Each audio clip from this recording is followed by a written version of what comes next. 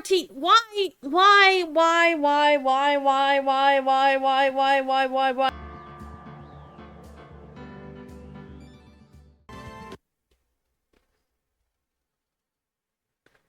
The girl. Let her go.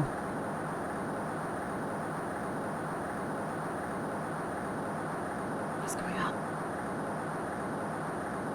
Who are you? Who? Shut up. Come closer. And I kill her. Sorry. But you're not going to get a chance.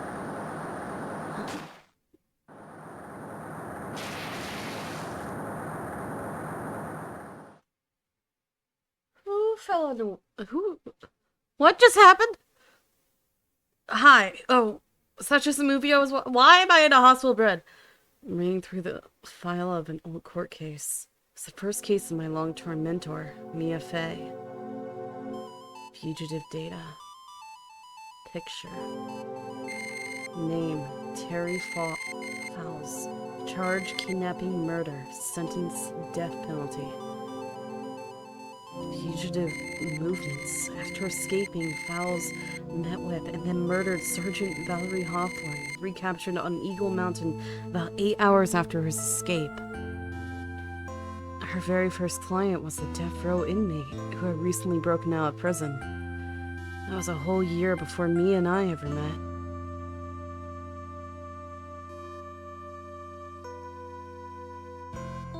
Six years earlier, Mia Fey, first trial. What is going on? February 16th, 9:24 a.m., District Court Defendant Lobby number 4.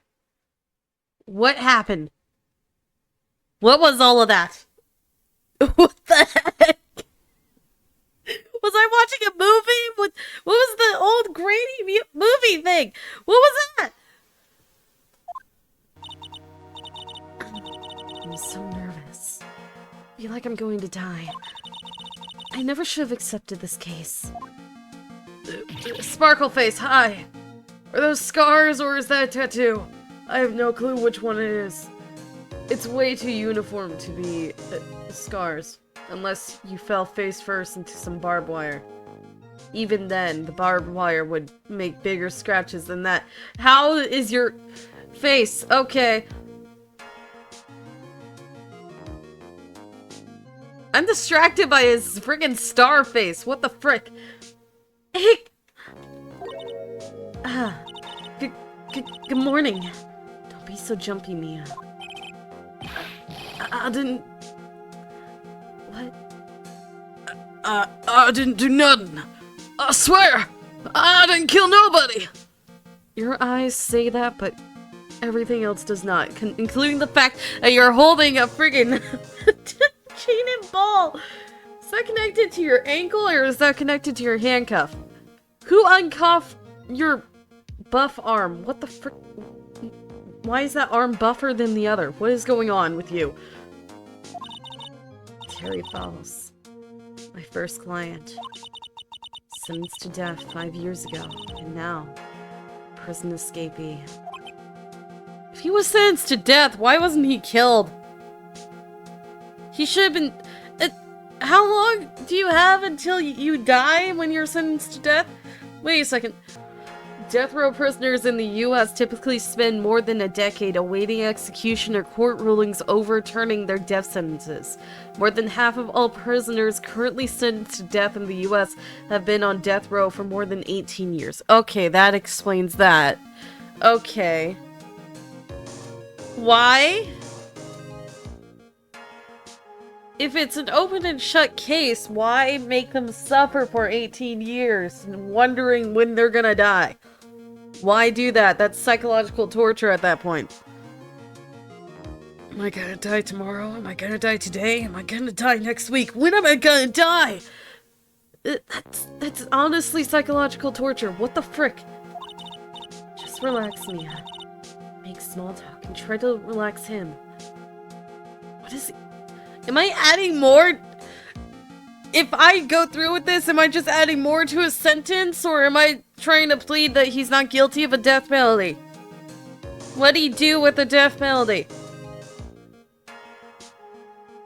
He murdered someone. What did you do to get the death penalty again? What did you do? So why did you escape anyway? I'm sorry. I'm sorry. What? That's fine. It's in prison. Oh my gosh, you're eating your chain ball. What the frick?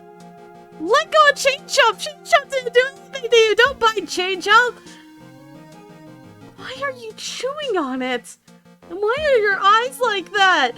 Don't look at me like that, please. I didn't do nothing. I didn't kill nobody. What? Then stop looking at me with that crazy look in your eyes, man. Do you know how crazy you look right now trying to eat your freaking chain ball? What the frick? I never lie. I didn't escape from nowhere. But you did. What? Huh? Yeah, it doesn't make any sense. You are a very confusing man. But, Mr. Falls, the police just recaptured you just 2 days ago. Sorry. I told a little lie.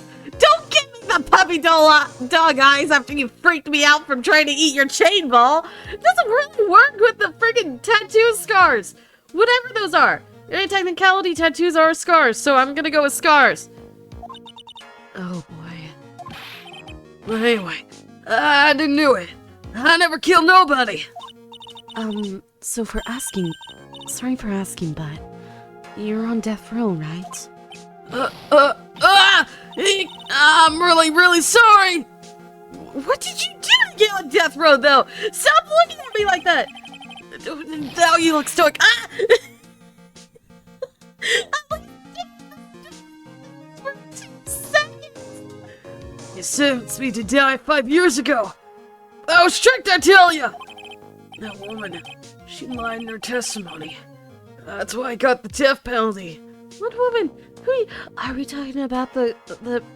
Oh my gosh, we're talking about pretty stupid pink lady with the parasol. We're talking about parasol lady, aren't we? I swear it. I didn't kill her. I could never do that. 2 days ago, he escaped from the police wagon when it crashed. And then about 8 hours later, the policewoman was murdered before the police could recapture him. The police believe that Terry Fowles did it. After you escaped, did you meet a policewoman? Okay, now you're doing the stoic face. What? Who let you keep the necklace, though? That's another question. Is it like your only piece of property they'll let you keep? Is it like family heirloom or something? What? Yeah, I did. She's the reason I escaped. So that much is true. He did meet with the victim. But I didn't kill her! She was alive when I left. She was alive! It's true! I can trust him, right? I mean, I should. No, you shouldn't. He's currently trying to eat metal.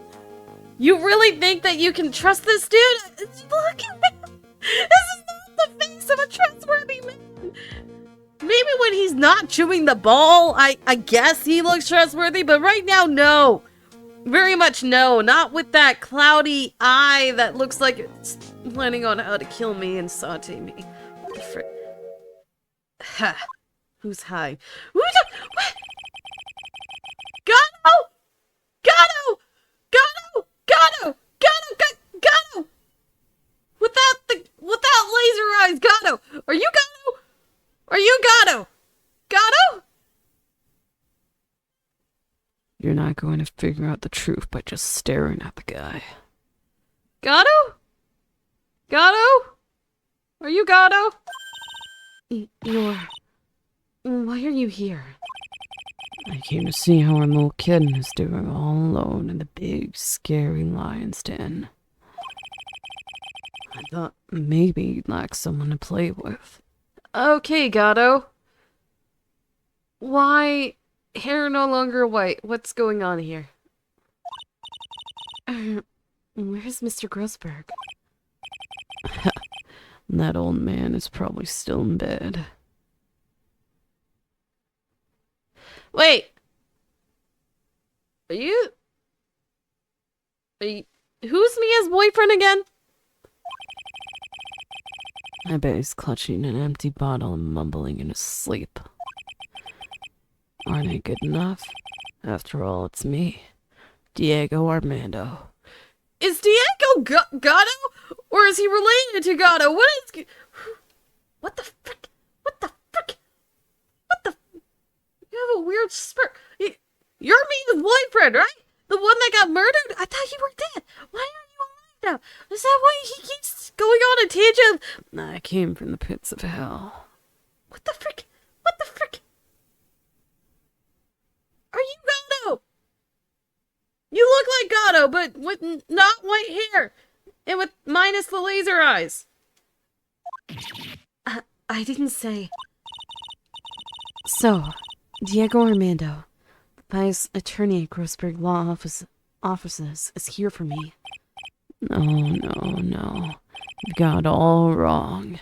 Today, you're the finest. After all, it took an amazing amount of guts to take this case. What? Imagine an escaped death row convict for first client. Yeah, thanks. I sure wish I could get out of it, though. Relax. I just heard some good news. Prosecutor for today is fresh out of his diapers as well. Really? Is it gonna be Edgeworth? Is it Edgeworth? However, unlike somebody who I won't mention, he's earned the reputation as a genius since beginning his law career. Genius? Well, it's about time to head in, kitten. Sharpen those claws of yours. It's go time. Why do you keep calling me a kitten? Oh, right. Are you dating now? A solitary confinement cell for the condemned must be the world's loneliest place. And that's why my client ran away from. And that's what my client ran away from. And also his death penalty, which probably was going to take another 5 to 6 years. Maybe even longer. 8 years. Maybe even 13. A lot of years may go by before he's ever truly executed. Every other lawyer gave up on him, but not me. Though I believe society has given up on him considering he has a death sentence. And even after this, that does not relieve his death sentence. And he's still going on death row, and he's still going to be executed, so I do not understand why I even took this case. Why did I do this? When I saw those overflowing eyes, and heard that simple, childlike voice. His voice is not very childlike. I have no clue what's going on in my head. Should I change his voice? Saying it's childlike just makes it worse for me. That doesn't sound right. Childlike voice. I can do a childlike voice. What the frick? Do you want a childlike voice, man? Is that what you want? You want a childlike voice? I just had the feeling that he was telling the truth. Even though he just lied to me about not escaping or being the policewoman. Or killing anybody, considering he's on death row. Why am I doing this case? This case doesn't make any sense. He was talking about someone lying in his testimony, so... February 16th, 10 a.m., District Court, Courtroom number 4. Oh, it is Edgeworth! Hello! Ah! Amish man! Hello! How are you? Oh, you're the Canadian Amish! I only met him once when we ran into the freaking, fake detective's room. Court is now in session for the trial at Terry Falls. The defense is ready, Your Honor. Hi, Edgeworth. You're wearing your snazzy... Wait. I'm gonna lose this case. I'm gonna lose. Right. Because he had a perfect record up until Phoenix. So I'm gonna lose this case. No matter what I do, I'm gonna lose, aren't I? I'm gonna lose! Because... And that's also your lucky jacket! It's the one you wore in your first case that was framed in your office! I remember that! You look young. You look so young. Why do you look so much young? How old are you right now? You're 20? 21? How old?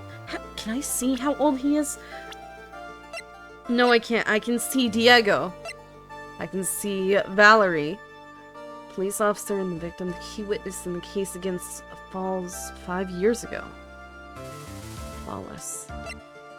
My client, sentenced to death 5 years ago, escaped from custody 2 days ago. Hotshot lawyer, my senior and rival at the office, a bit smug. It looks like Godot. Proof of my profession. It's brand new and sparkles in the light. Stabbed with a knife in the back, died from blood loss between 4 and 5 p.m. That's all I have? Prosecution is ready. Prosecution has been ready for a while, Your Honor. You look so young! I understand the lawyers from both sides are newcomers. Yes, Your Honor. I'm Mia Fey. Miles Edgeworth, Your Honor. So you're the new prosecutor everyone's talking about, eh? And they say you joined the prosecutor's office at quite an early age. I can't do a Canadian accent, so I apologize. The best I can do is Southern.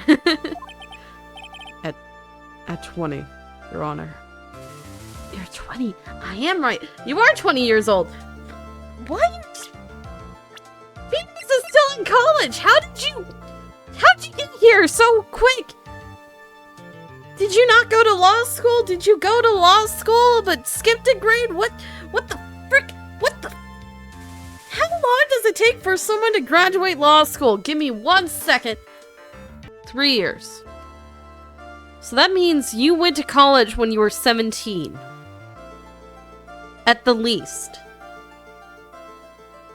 Who let you go into college when you were 17? Because it's difficult to get in at 18 at this point.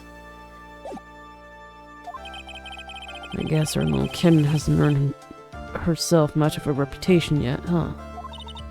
Come on, Mia. You can't lose. Not to someone younger than you. How old is Mia right now? What? Young people running the trial. I'm not sure how I feel about that. Now then, the defendant in this case is currently a felon on death row. 2 days ago, he escaped from a police wagon. Is that correct? Precisely. But the defendant is now on trial for escaping prison. On the day that the defendant escaped, a policewoman was murdered. So we're here to determine if Mr. Falls was responsible for her death? You got it, kitten. Well then, Mr. Edgeworth, let's hear your opening statement. Yes, Your Honor. It was 5 years ago. The defendant, Terry Falls, was sentenced to death in this very court. His crimes were kidnapping, extortion, and murder. Extortion? Oh, blackmail? Kidnapping, extortion, and murder. The girl he threw out the bridge was only 14 years old. A truly horrible crime. I remember it well. There was no decisive evidence, so the trial was long and protracted. Correct. But in the end, what finally decided the case was a certain witness's testimony. Oh, it's the policewoman who was in the flashback. She was the one in the flashback. Wait a second. Stabbed. Oh, right. Wait, no. The policewoman was stabbed. What? How'd the girl die? Edgeworth, tell me really quick before anything else proceeds. How did the girl 5 years ago die? Was she shot? Because if she's shot, I have an idea who actually killed and what the witness was lying about. A witness's testimony.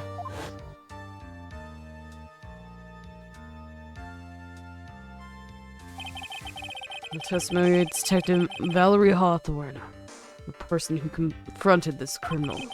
She arrested Mr. Follis at the scene and later testified against him. She said she witnessed Mr. Follis throw his young victim into the river.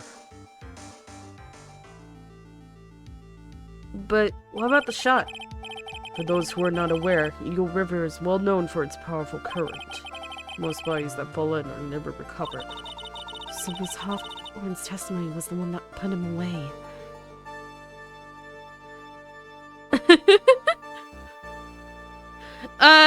Because this was like 16, 17 years ago?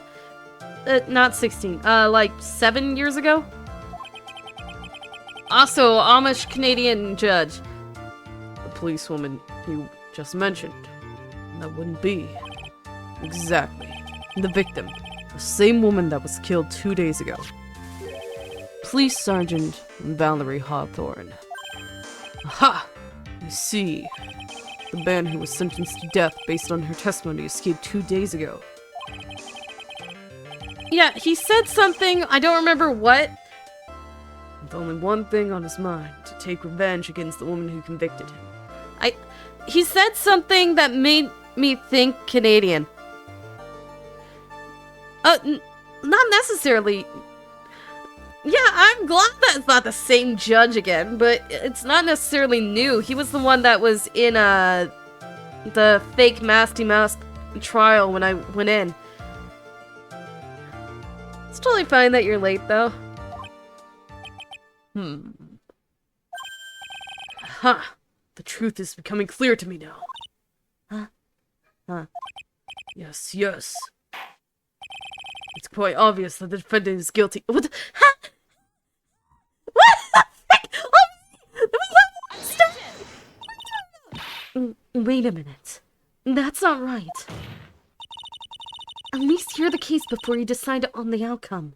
Your Honor. Watch yourself, Miss Faye. Not sure I care for your choice or your tone of voice. Young people these days simply don't know how to respect their elders. You're younger than me! What are you talking about? Mia! You're younger than Mia! Why, you? You're even younger than me, you hypocrites. See? And he's so young! He's only 20! Now then, Mr. Edgeworth, please call your first witness. I call the detective who was in charge of the initial investigation of this case. Who is it? Gumshoe!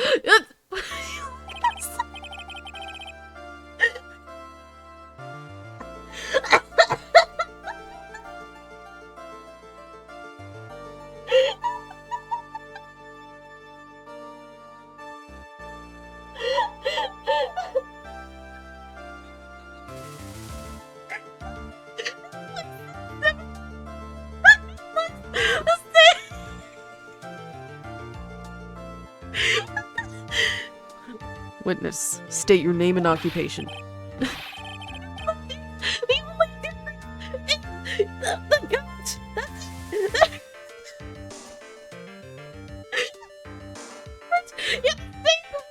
You have the same cut on your cheek.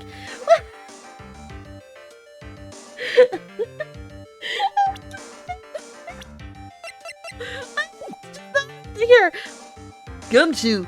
Dick Gumshoe! I'm the homicide detective in charge of the case, sir!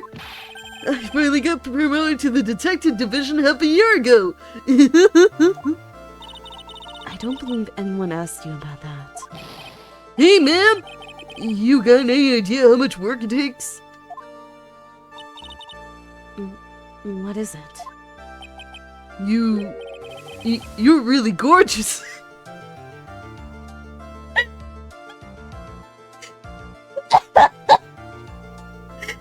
Introduction? Hey, this is one of the first things I've ever said to you, but you're really gorgeous! You look so good! Excuse me. No, seriously.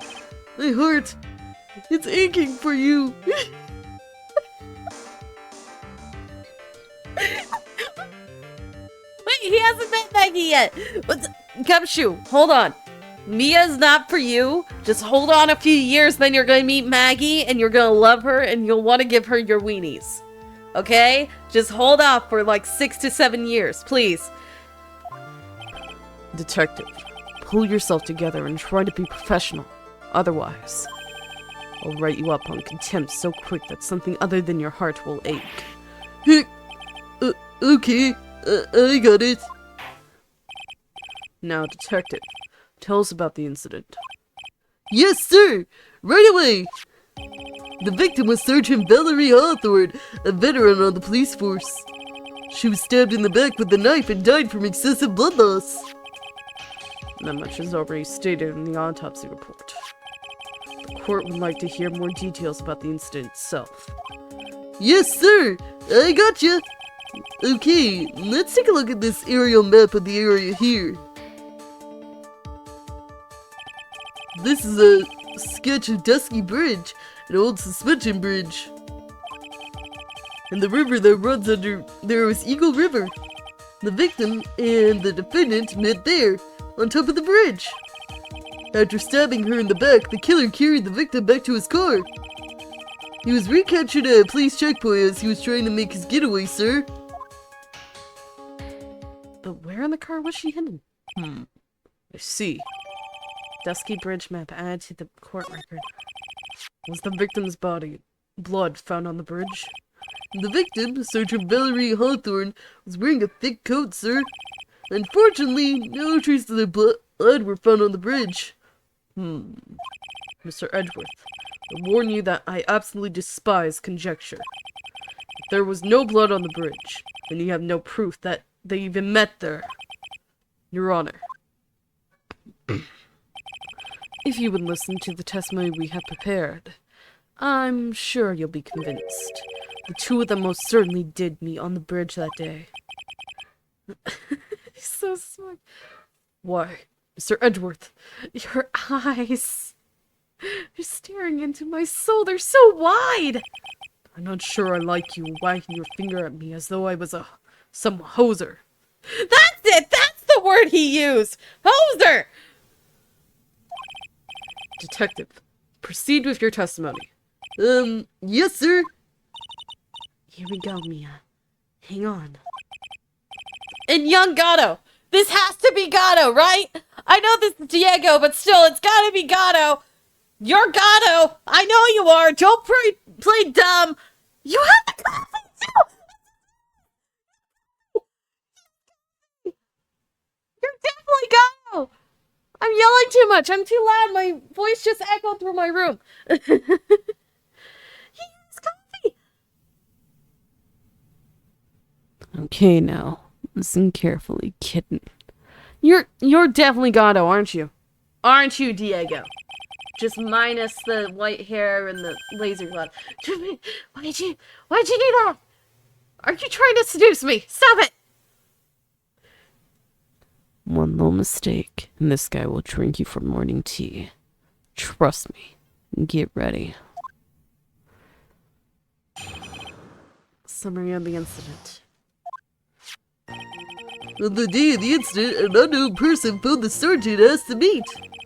Sergeant Hawthorne went to Dusky Bridge at the designated time and met with Miss Mr. Fowles. That's where she was brutally murdered, sir.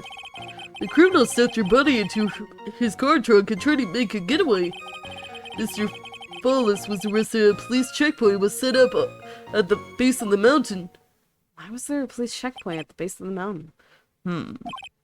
Well, you certainly have established the importance of the bridge.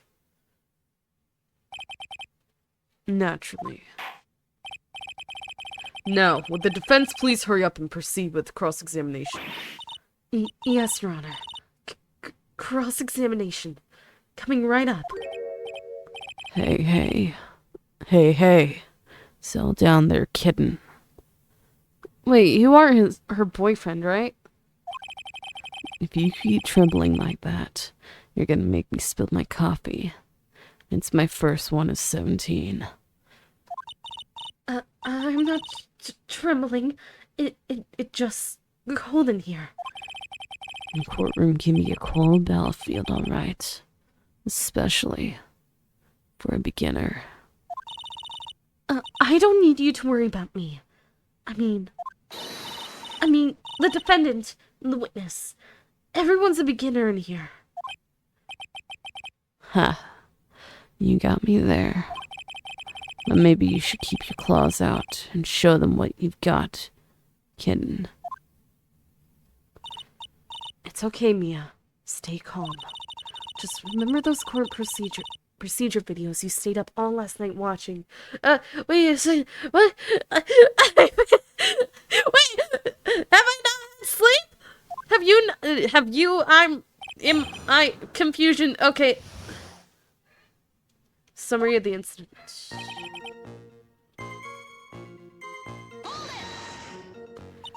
This unknown person, you have no idea who it might be, right?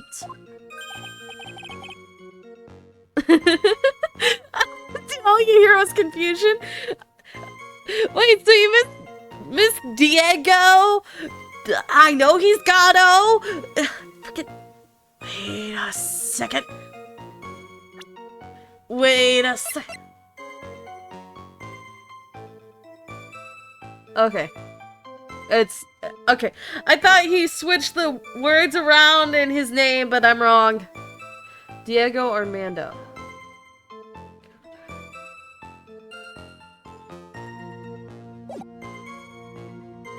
Sorry, but I'm afraid I do. What? The one who called Sergeant Hawthorne was the defendant, Terry Follis. What? The defendant? The defendant called her? Yes, apparently, Mr. Wide-Eyed Fishman. Sergeant Hawthorne was a very thorough person, sir. She left a note about her phone call with Mr. Follis. A note? Yeah, and a top-secret memo that she left in her desk. Confidential police materials run by the victim. According to this note, it seems the one who called her to the bridge was indeed the defendant, Terry Follis. Whose bright idea was it to keep that note from me? Hi, Godot. I know you're Godot. Ha. Looks like the judge is even more sure of his verdict now. Listen up. Never ask a question if you don't already know the answer. Well, okay. It's that detective's fault. He's the one who said unknown person. Hey now, don't make that face at me. I just said it was 'cause the prosecutor told me to. I said it that way 'cause the prosecutor told me to. Was that a trap? With that cute face, I didn't expect him to be so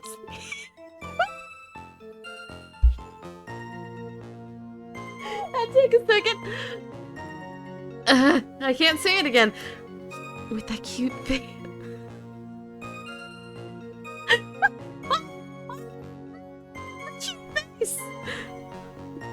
With that cute face, I didn't expect him to be so sneaky.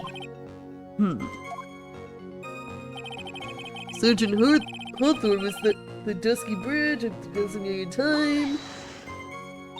A bridge up in the mountains. But why meet there? Because it's a very important place to the defendant. That's why. Wait a second, I did not check evidence. I did not check it. February 14th, 1:21 p.m. Follis, 4:30 p.m. at that bridge. Wear white scarf for identification. Talk to Dahlia. Tell her this time the whole truth must come out. Dahlia? Who's Dahlia? Wait! Wait!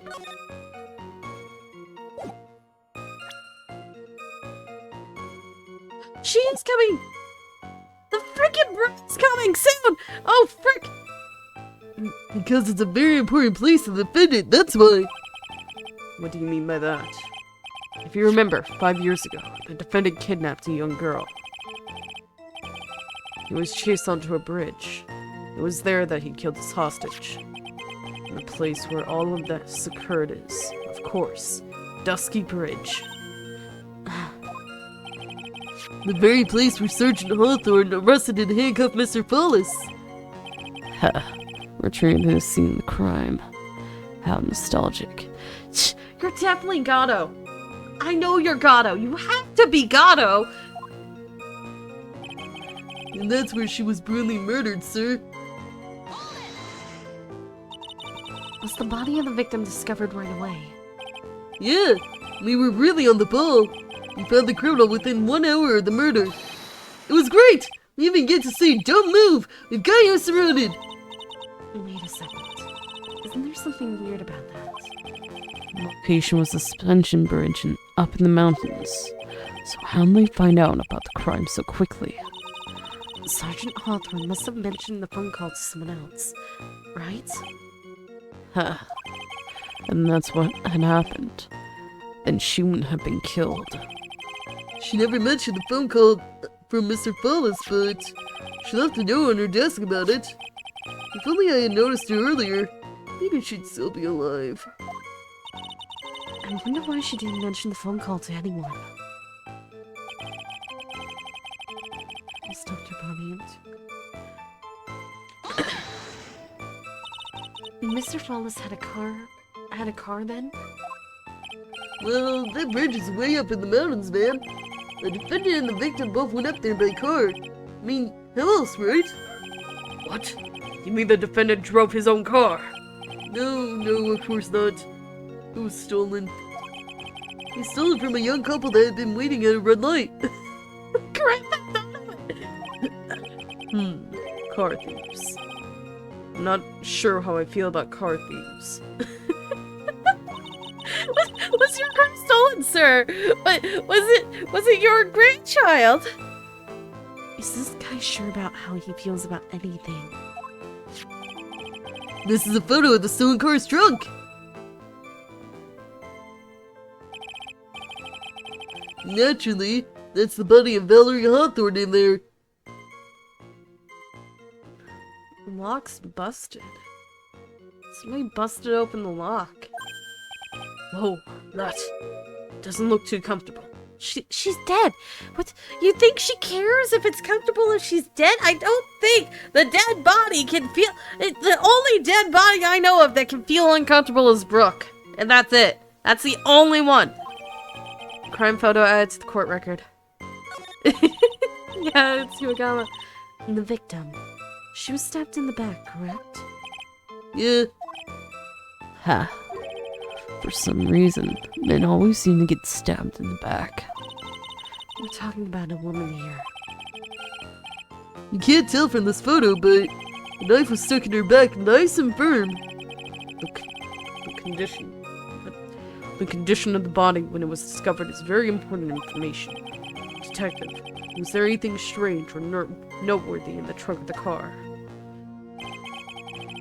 Here's a photo of the trunk, but I don't see anything strange. Do you? Anyway. I kind of do. I do. What did the defendant have to say about this photo? What he always says, ma'am. I didn't do it! I didn't do nothing! That's all he says. While chewing on his weird ball. Nothing. I wouldn't say he did nothing. At the very least, we know he stole a car. It's just what he always says, sir, Your Honor. And then he always says... Sorry. I told a lie. Or something like that. Well, in any case, it seems he was caught and arrested. Precisely. Mr. Follis was arrested at a police checkpoint we set up at the base of the mountain.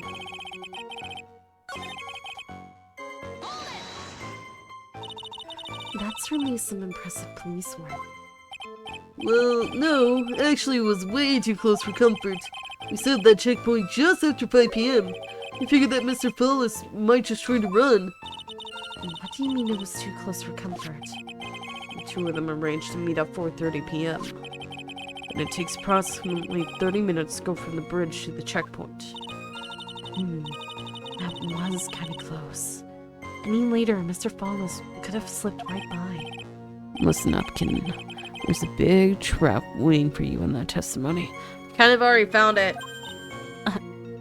Trap? Walk into it carelessly, and it'll leave more than just a flesh wound. Fun, huh? No, it's not. Well, if you want to have any chance at all, you better go get some more information. And if you're going to get caught in a trap, it's best to get caught early. Well, I did. You can always look for contradictions afterwards. The ever-famous contradictions. I sure hope I can find some of those. On the day of the incident,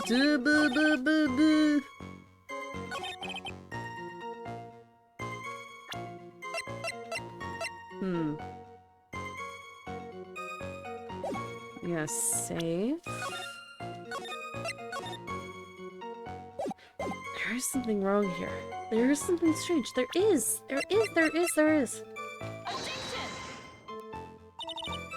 Your Honor, that statement contradicts this evidence. I'm sorry, but I think the only thing out of place here is the pointer finger of yours. Well, clearly I'm wrong. That could very well be. Here, take this penalty and try thinking things through again. What's the problem?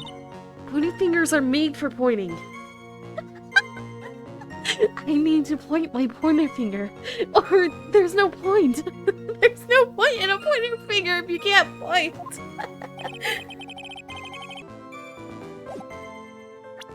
Wait, where's her scarf? Her scarf! Witness.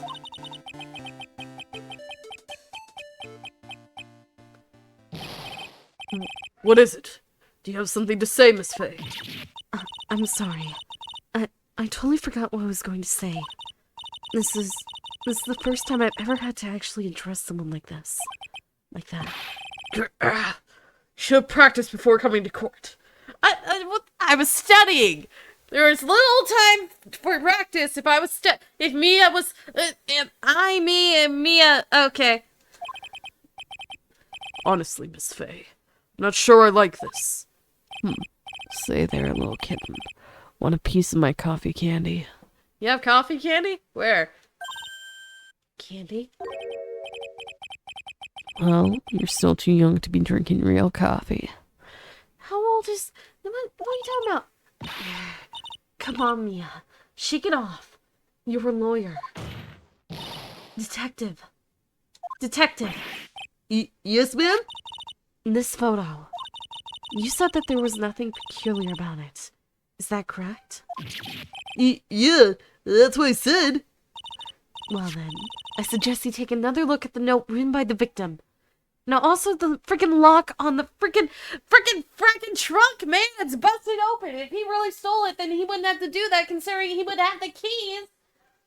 He wouldn't have to do that if he had the keys!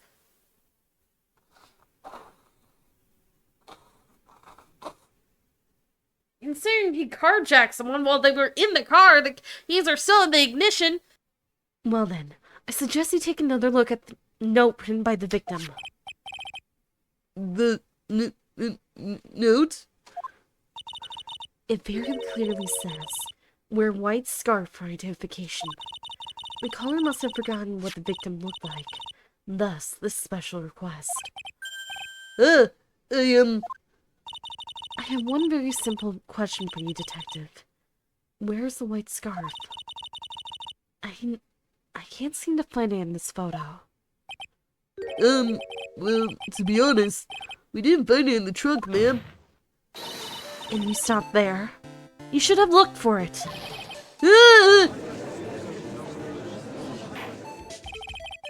Caller told her to wear it to identify herself, so I'd expect she did just that. Well, Mr. Edgeworth, what do you have to say about this? I see the defense is a little lacking. The scarf you were searching so desperately for. It is this one, perchance? Is it this one, perchance? That's blue. Where'd you find that, sir? It's blue! That's blue! On Dusky Bridge. I was there first and decided to conduct my own investigation. Why? Why didn't you tell me? I made a decision to keep all pieces of evidence in my personal satchel. It's the safest place I know. That hotshot sure has a flair for the dramatic. Says you! It's not exactly white as the color requested. But as you can see, it's close enough for what it was intended for. Looks like it spent some time in the mud. Not surprising. It was drizzling on the mountain that day.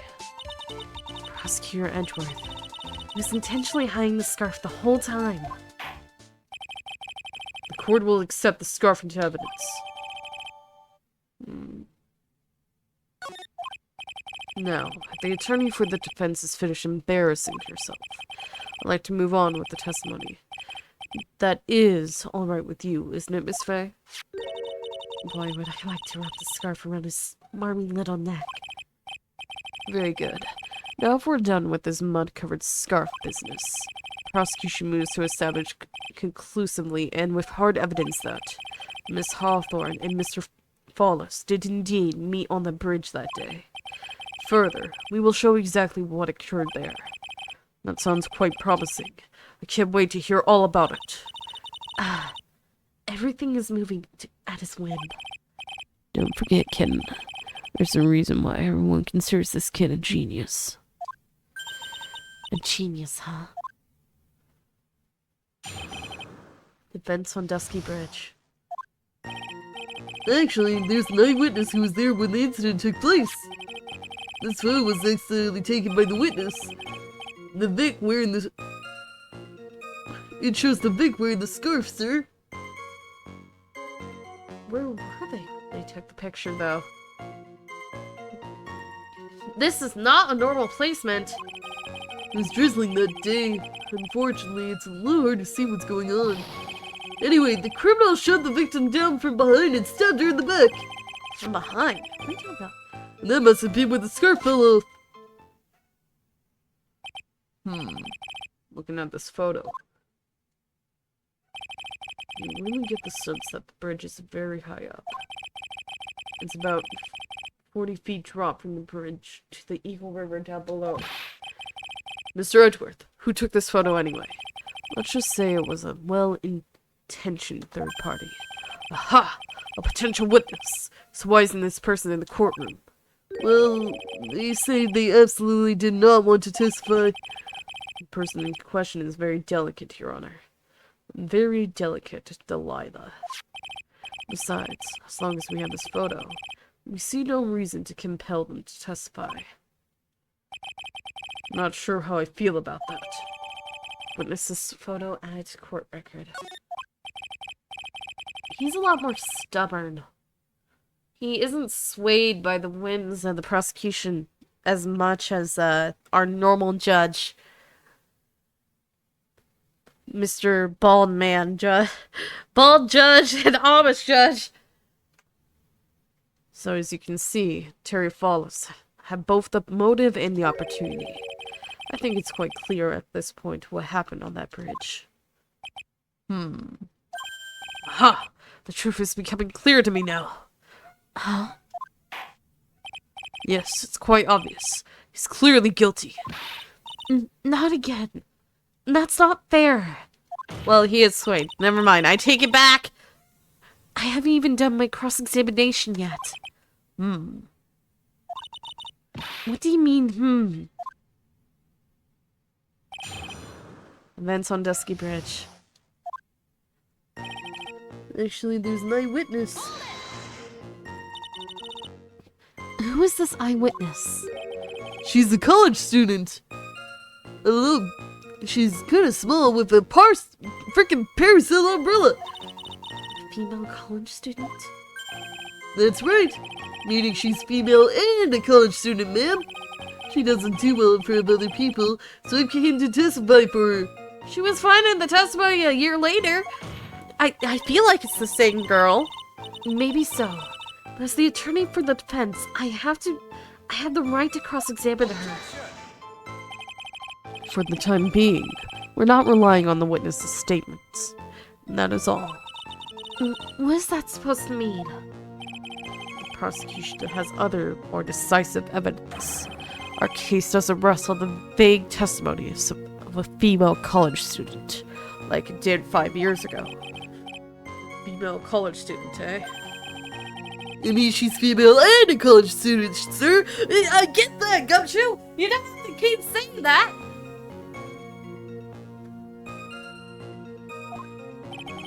If you absolutely must hear her testimony, you have to give us a good reason why. Please tell us about the more decisive evidence in question. This photo was accidentally taken by the witness. It shows the Vic wearing the scarf, sir.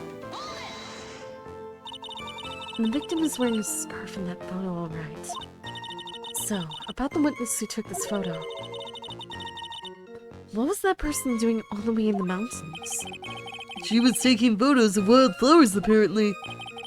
What? Why does that need her to be hanging off a cliff? There are many unusual types of flora on that mountain, Miss Faye. People in the area say it's because of the spirits that live there. Spirits! Now that you mention it, this photo, this cloudy, fog-like thing, is it a ghost? I don't believe it. What are you talking? The cloud? The cloud? The cloud? No, Your Honor. No. I don't think it's a ghost. Is he talking about the cloud? Or the rain? What the frick?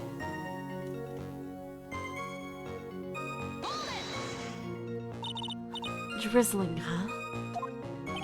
That's right. There was a light rain coming down. The whole place was dreary.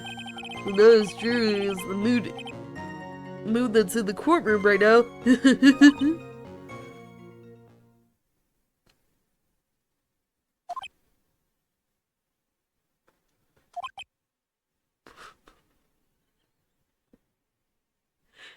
Here's that kind of freaking emoji I'm thinking of while staring at this guy. Just the face! His face! Looks like a cold front just moved in. In any case, the point is that the area was quite damp. There was even some fog. I even slipped and fell when I was on the bridge. It was really something. Yeah, that one. That's the emoji. Anyway, the criminal shoved the victim down from behind and stabbed her in the back. Is that part of the witness's testimony as well? Of course it is. He pushed the victim hard in the back and she fell down right on her stomach. Face! I remember that happening once myself. It was a real broadly. Broadly? Broadly? Brutal? It was a real brutal. Real brutal? Brutal. That's a dog!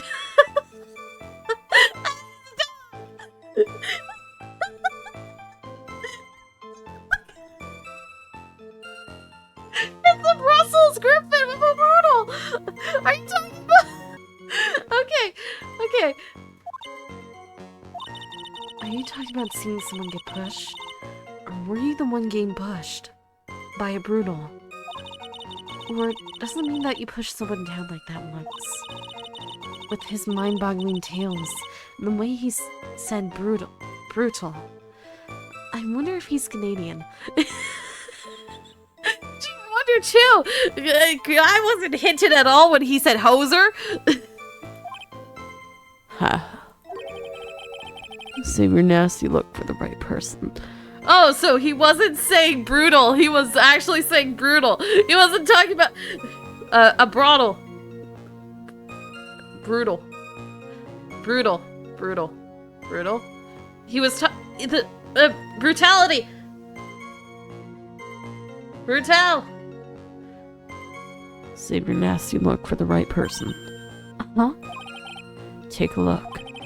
Poor baby. The court record seems to have won itself. Hey, watch where you spill your coffee.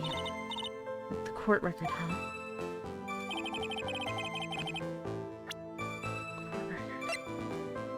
Yeah, I know. I already know. I know. The freaking position of the defendant doesn't match the testimony of the witness. That must have been when her scarf fell off. So in other words, there was a struggle between the criminal and the victim, huh? That's what the witness said. Well, it looks like she did remember about the scarf. But from what she said, it sounded like a pretty violent fight, man. The area was wet from rain. The bridge was probably wet too, which would explain why the scarf was all covered in mud, but there's something about this testimony that's still bothering me. Talk about a surprise. I had no idea there was a photo. So what do I do? You really still believe him? Mr. Crybaby, I mean. Of course I do. So the whole kid believes in fairy tales, huh? In that case, the answer is obvious. If what you believe is the truth, then that means that somewhere in that testimony is a contradiction. This is brutal. I got confused when he was saying brutal. One huge contradiction waiting to be discovered. That's your chance. Yeah. Shelter from behind! From behind! This evidence established that the defendant is lying, right? Don't ask me to confirm your facts. Sorry. This is my first time handling a case. Dang it. He wasn't behind her! I was screaming about what? What was I screaming about? I forget things that I said. No, that's not. Oh, there it is. Yeah, how did she not have mud on her? Wait, there's no mud on her. The only mud that is on the scarf. There's no mud on the actual body. So at the time of the crime, there was a light drizzle coming down, correct? Yeah, and fog too. Just a generally soggy atmosphere. Well, I have evidence that doesn't go with the soggy atmosphere. But this is a photo of the victim's body that was found at the car truck. Considering the conditions at the scene of the crime, something isn't right. Well, by all means, please enlighten us as to what isn't right. What is it about this photo of the trunk that doesn't fit with the conditions of it? The fact that the car is dry is one, and two, she's not covered in mud. But which one do I go for? The car or the body? The car or the body? The car or the body?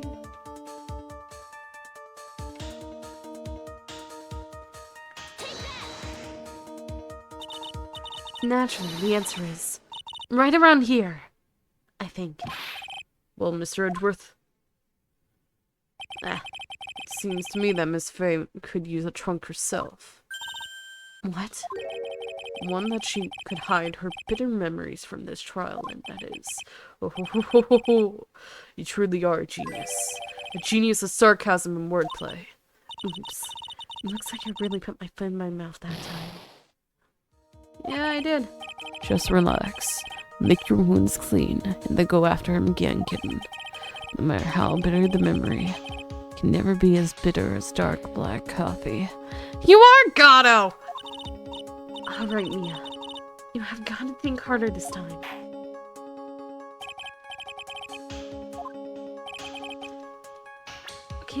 Okay, since it's not the car, what about her?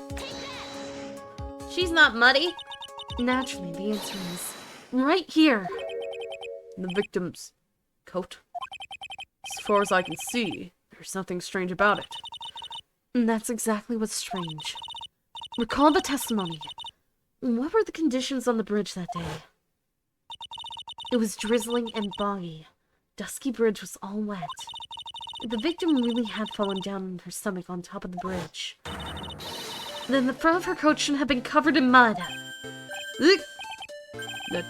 That's exactly right. The other day, I fell on a muddy street and my gorgeous playoff beard was befouled. Playoff? What? I do admit that the crime scene was quite wet that day. However, that doesn't mean that the top of the bridge itself was muddy. If Your Honor had fallen in the shower instead of on a muddy street, your glorious hockey beard, pride of the legal league, would be wet, but not muddy. Fortunately, I have yet to test that. Still, your point is well taken. He tripped in the street, but he hasn't fallen in the shower? Can you prove that the surface of the bridge was muddy that day? The surface of the bridge. Huh. A real man wouldn't stand for a taunt like this. Neither would a real woman. Of course I can. Here's the evidence that proves the surface of the bridge was muddy. And the very fact of the scarf being muddy. The evidence is this scarf. It should be obvious. If the scarf fell onto the bridge and got this muddy, it means that the bridge was obviously covered in mud. No. Can't be outwitted by this novice bimbo. You're a novice! This is your first case too! Hey, same to you, buddy.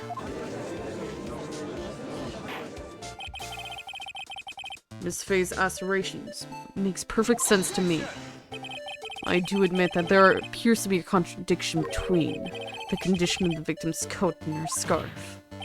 However, the real question is, why is there a contradiction? For every contradiction, there exists an explanation. Let's look at what the explanation in this case may be, shall we? Alright. It's not like he's really giving me a choice here. You're doing pretty well for a little kitten. Mr. Armando! No matter what he says, contradiction always comes down to a lie. It's either the victim discovered in the trunk, the witness's photo showing the defendant and the victim, or the witness's testimony that stage he saw in the moment of the murder. Just relax and think it over. It's pretty simple, isn't it? The false evidence. It's one of those three.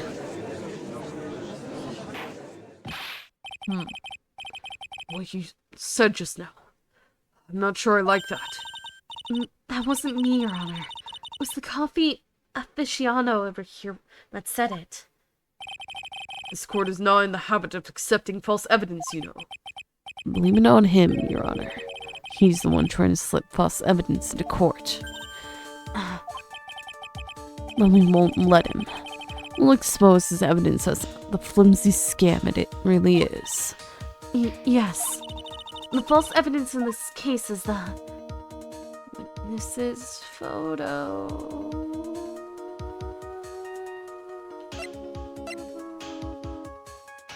It's either the photo or the testimony. Let me save because I'm gonna die if I don't. It's the testimony.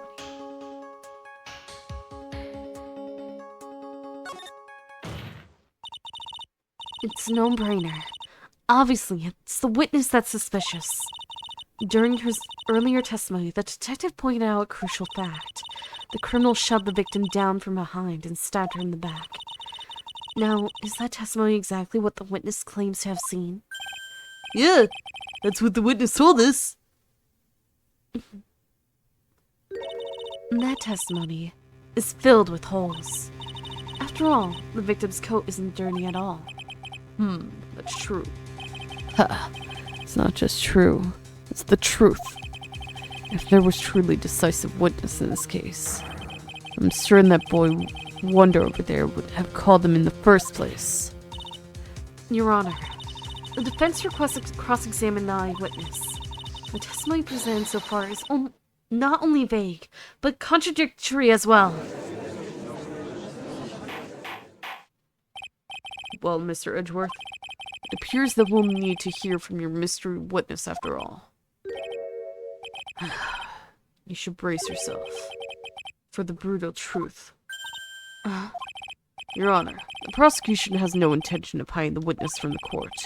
We are prepared to present our witness at any time. Very well. Please bring forth your witness at this time. What Mr. Edgeworth said kind of worries me. What does he mean by the brutal truth? What does he mean? Now, let's proceed with the testimony. Mr. Edgeworth, please go right ahead. Thank you, Your Honor. The prosecution summons the woman who saw the events that day with her very own eyes. This is it, Mia. The battle begins here. The witness. What is your name and occupation? It is you! I knew it! I knew you were here, you lying son of a bitch. Don't fall for her! Do not fall for her! She's the snake in the grass freaking murderer! 2 times at the very least, maybe 3 times, 4 times. I don't know how many people she's killed. She's killed a lot of people and got away with it! Everyone is so silent that I can hear their hearts going pitter-patter. Oh, when I look at you, how can I put it? You look as scrumptious as a double-double in a dozen donut holes. I feel like I want to hurry up and hand down a verdict just to have a bite. Hey, not so fast. As I said before, this witness is very sensitive and delicate. She's not. She's not. No, she is not. I would ask the court to please exercise care when addressing her. Yes, indeed. Thank you, Mr. Edgeworth. You are a true gentleman. Miss Faye, you can learn a lot from this man. What? If he's such a gentleman, he sure doesn't act like one to me. Sir? Yes, my dear. This is my first time, so I'm sure I'll make a lot of mistakes. Anyway, I just wanted to say I'm sorry for all the troubles I might cause. Not at all. It's no trouble at all. Now then, may we please have your name and occupation? My name is, Melissa Foster. I'm a college student. A freshman in the literature department. You were on the scene when the unfortunate event occurred, correct? And you were the one who took this photo. Is that accurate? Why is your name Delilah? How can you be so mean? Now see here. What are you shoving that in her face like that? Huh? But it's just a photograph. It's not like it's something dangerous. Next time I'll be forced to penalize you. Uh-oh. I don't like the turn this has taken. Oh, hi. You're back as soon as she appeared. Is she staring at me? And you would be... Huh? I'm the defense lawyer attorney. My name is Mia Faye. I see. So you are... Now then, young lady. Could you please give us your testimony? Yes, Your Honor. I'll do my best. The witness's photograph. I was using my camera to take some pictures of wildflowers. Then, I noticed there were 2 people standing up on the suspension bridge. Suddenly, they just started fighting. That was when I hurried and took the photo that shows the crucial moment. And right after that, I caught the police. How come we didn't hear anything about that? By the way, where were you standing when the incident occurred? I believe the map would be of help here. I was standing right over here. I was standing in a beautiful field, surrounded by tall cliffs. So you took the photo from that location, eh? I brought the camera I was using at the time, just like Mr. Edgeworth asked me to. Oh, what a cute camera. Just like its owner. How old is she? How old is she at this moment? She's 19. Okay, it's fine. It's fine. Wait. Yeah, it's fine. Camera add to the court record. Wait. She's the 14-year-old girl who supposedly died, isn't she?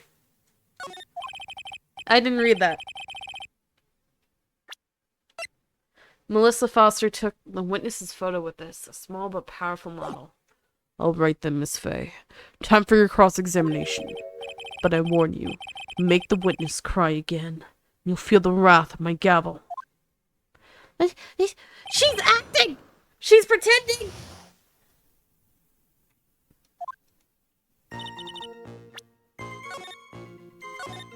Yeah, safe, because the judge has a vendetta against me. I was using my camera to take some pictures of wildflowers. Did you say wildflowers? Yes, the mountain is famous for its beautiful spring wildflowers. But it's only February. Well, I couldn't wait for spring to come. Oh, I know just how you feel. Just like when I first started growing this glorious beard of mine. I just couldn't wait, so I wore a dyed blonde Santa beard until mine grew in properly.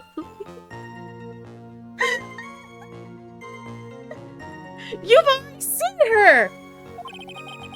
Would you mind if we get back to the facts of the case, Your Honor? I noticed there were two people sitting up on the suspension bridge. Was there anything strange about the two of them? I'm a bad girl. I know I am. It looked like they were having a serious conversation up there. So I decided to watch them. Like some kind of peeping Tom. No, not at all. Everyone is like that. I love watching other people fight too. In fact, I can't get enough of it. Actually, that's why I took this job in the first place. So I could watch people fight. Too much info, Your Honor. In any case, it's perfectly natural for you to have kept watching them, especially dressed as they were. Well, anyway, I was watching them very closely. Suddenly, they just started fighting. Do you have any idea what they were fighting about? No, I have no idea. Why do you ask that? Oh, I just thought that maybe you overheard what they said.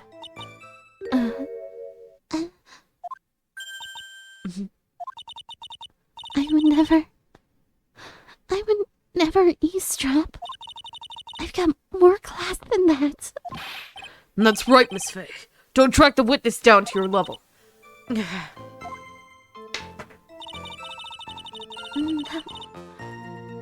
That was when I hurried and took the photo that shows the crucial moment. Why did you take a photo? Well, the two of them were really going at it. Ever since I was a little girl, I always wanted to be a news reporter. I guess that part of me just kind of took over. It smells like a lie to me. Yes, I understand completely. Even now, I can't completely abandon my boyhood dreams. I still use my grandson to test my comedy routines on. He says he's being tortured, but I know it's just his way of expressing his love for me. So he wanted to be a comedian now. Not that it has any bearing on this. All I could do was use my camera.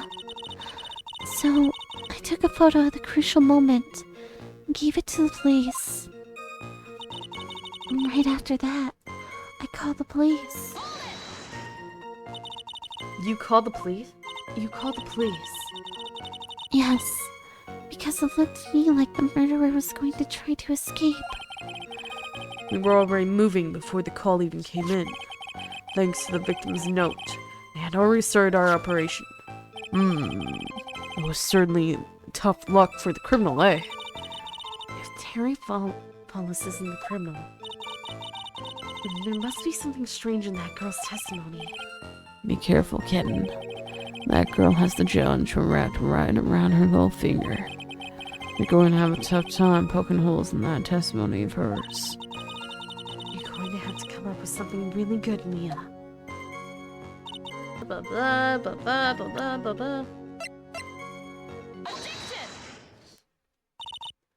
Witness. When you said you took a photo at the crucial moment, is this what you meant?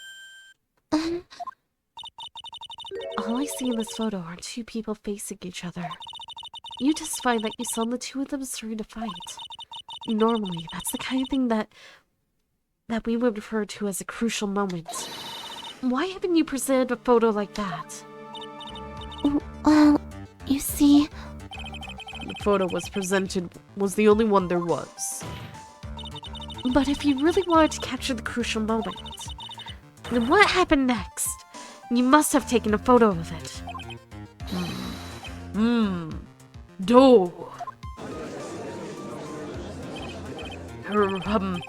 My apologies, young lady.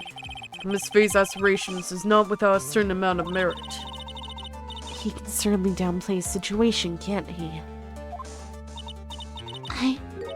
I'm sorry. I'm a very bad girl. I used it all up. The film, I mean. You ran out of film. This photo was the last one. What?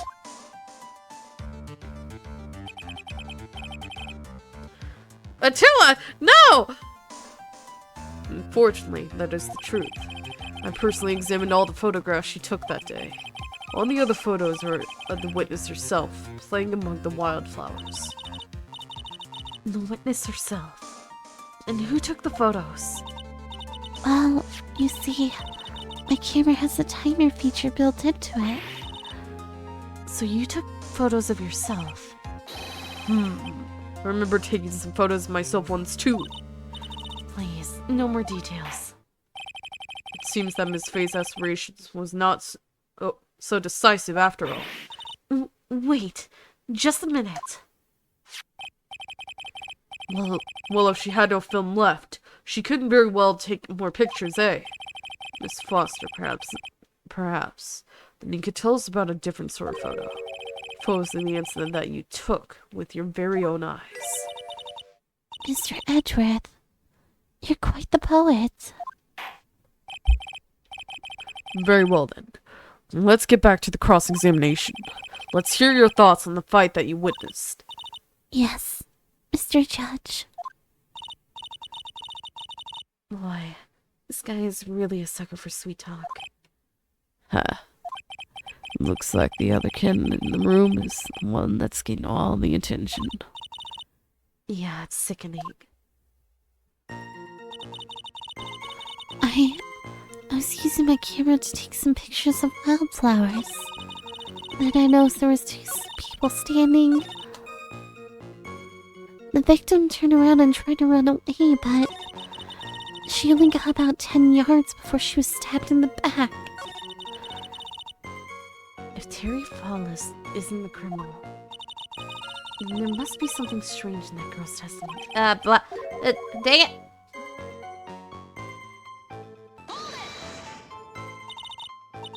The victim. What do you think she tried? Why do you think she tried to run away? With her police training, she certainly knew better than to turn her back on a criminal. This was a large, powerful man with a knife. If it had been a quaggy? Quaggy. That had been a quaggy woman. Quaggy? What does that mean? Marshy or buggy? Floppy or soft? What the frick? Jesus, telling me I'm freaking bug? What the heck? No, it's technically a year before. Hadn't been a quaggy woman like you, I'm sure she would have acted differently. Quaggy. Why you? If it had been me, I probably would have jumped into the river. There's still something wrong with this testimony. She only got about 10 yards before she was stabbed in the back. So you're saying Sergeant Hawthorne wasn't able to get away from it? It's narrow bridge. Well, it's a narrow bridge. It was swaying back and forth. If you ask me, both of them were in danger of falling off. I wish I could have done something to help her. That seems to make sense. I wonder about that. Something seems kind of off. Huh. Does it now? You have a good sixth sense. When you feel that something's off, that's when you need to figure out why. Terry Floss isn't something.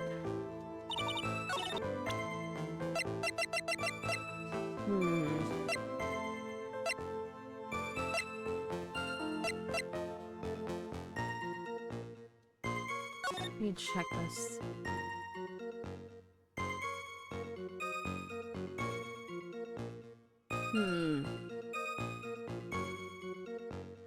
Wait. Wait a second. If she were to run away, she would have ran off the bridge because it's broken, like halfway over. Witness, your testimony is a joke. Huh? What? But I just...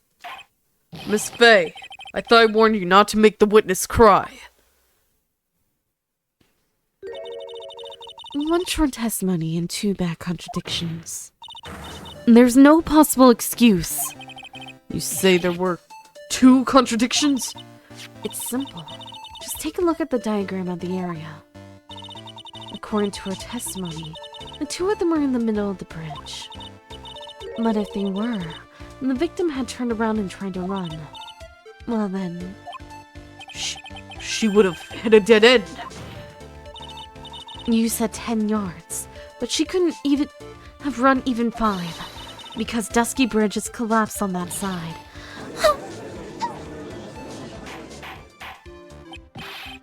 What does all this mean? It's very simple, Your Honor. This charming little witness told a charming little lie. That's all there is to it. This beautiful young lady have been lying to the court? Just a moment, Your Honor. Mr. Edgeworth. Your Honor, allow me to personally apologize for the confusion. What do you mean? There's one major mistake in this diagram. What did you say? What are you referring to? It's all because this diagram was made after the incident occurred. It's a very old bridge. You couldn't find any official blueprints of it. So you're saying that even though the bridge is currently in disrepair, there's no evidence that can prove that the bridge was broken during the incident. That's ridiculous. You can't actually tell the condition of the bridge from this photo. I apologize to the court for not being more clear when I present the evidence. Ha, that guy is good. Huh? What do you mean? He planned it from the beginning. He's a genius, all right. That diagram of the bridge was his insurance policy. What? That coward! Well, Miss Faye, it seems you've once again made a reckless accusation. I'm so sorry. I should have been more careful myself. No. It wasn't your fault at all. Now then, shall we go on with the trial? I'd like to establish, once and for all, what it was that the witness actually saw. Indeed. All right, young lady. May I ask you to please proceed with your testimony? But it's so hard to go on. We're all on your side, Miss Foster. There's no need to worry. Just tell us what you saw. Yes, sir. Running from the crime. After he stabbed her in the back, he quickly picked her up in his arms. Then he carried her over to the car. I suppose that was the only way he could make sure the body stayed hidden. He couldn't just leave the body on top of the bridge. Oh, I'm sorry. I'm only supposed to talk about what I saw. Witnessing such violence must have been difficult. Yes, sir. I'm still shaken up. If he accepts this testimony as it is, we're finished. Don't say that. Oh well. Maybe I'll stop off at my favorite cafe on the way home. They make a really great mocha latte. This trial isn't over yet. That's what I like to hear. All right, Miss Faye. For cross-examination, if you please. The contradiction is staring you right in the face, Mia. Go on the attack. You must attack. And get rid of all the butterflies, you Fluttershy knockoff. After he stabbed her in the back, he quickly picked her up in his arms. Are you saying that the victim didn't fall down on the bridge? Actually, maybe she did fall. Of course she didn't fall down on the bridge. If she had fallen down, this photo wouldn't make any sense. If that was the case, her coat would have been all muddy. If you don't mind, I was asking the witness. No need to be so rude. Well, young lady, Of course she didn't fall down. The man in the prison uniform grabbed her before she could. We're one step too slow. and then what did the defendant do after that? I always do. I always say before I present. It's just the questioning that where it gets confusing. You personally witnessed that. Yes? Did anything strange happen when he did that? Well, I don't know if you call it strange or not, but that's when this victim's scarf fell off. You mean this scarf? Her words match what we found at the scene. I don't see any problems. I suppose that was the only way he could make sure the body stayed hidden. You mean the defendant carried the body all by himself? Yes? Considering the size of the defendant, I don't think it would be difficult. Yes, but let's remember they were on a narrow bridge that was ready to collapse. Is it even possible for him to have carried a dead body on a bridge like that? Well, the fact of the matter is that he did. That kind of talk is just silly. Wow. Why did he get so emotional all of a sudden? Miss Faye, if you think there's other possibility, please share it with the rest of us. He couldn't just leave the body on top of the bridge. Why do you say that? If it's already a broken down bridge, hidden away in the mountains, doing anything more to hide the corpse would be going overboard, wouldn't it? Yes, that mountain is famous among hikers. A surprising number of people go up there. But it's February, right? It was raining that day, correct? There is also a small temple and a cheerleading dojo there. Right. You know those monks. They just love cold, isolated places. I don't... Do you know she's the monk? I think the witness is trying to say that the corpse could have been found at any time. Besides, the witness is merely reporting what she witnessed with her own eyes. Oh, I'm sorry. I'm only supposed to talk about what I saw. And you're absolutely certain that it was my client who was carrying the body. Well, he was wearing a prisoner's uniform, but as for his face... So you're saying you didn't get a clear look at his face? Oh, they were far away. It was raining as well. I thought I was only supposed to say exactly what I saw. Excellent. You're a remarkably honest young woman. No, she's not. Okay. Something about this testimony is bothering me. But what? Hey, kitten. Have you ever put salt in your coffee? No, why? No. Why would I? Why not? Huh? It may actually go better with coffee than sugar, right? Listen, my point is, if you're not sure, might as well add a ton of salt to it. It might bring out the rust in something, like a piece of evidence. He's right, Mia. Go present something. You got nothing to lose. By the way, wouldn't put salt in my coffee. The two don't go well after all. Wait, did you actually try coffee after putting salt in it? How much salt did you put in it? He was...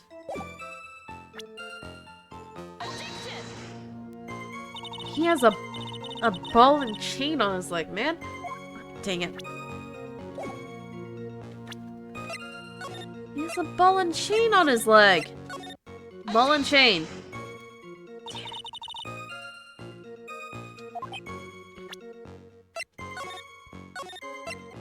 Yeah, but he could have kicked it off.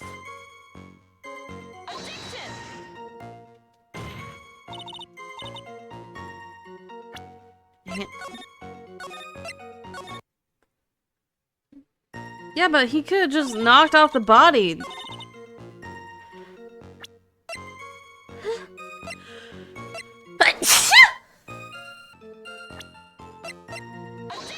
There we go. A killer not wanting his victim to be found. I can understand that. Give me 1 second, though. However, the idea of moving the body for that purpose is clearly odd. There was a much easier way to make sure the body wasn't found. Well, what is it?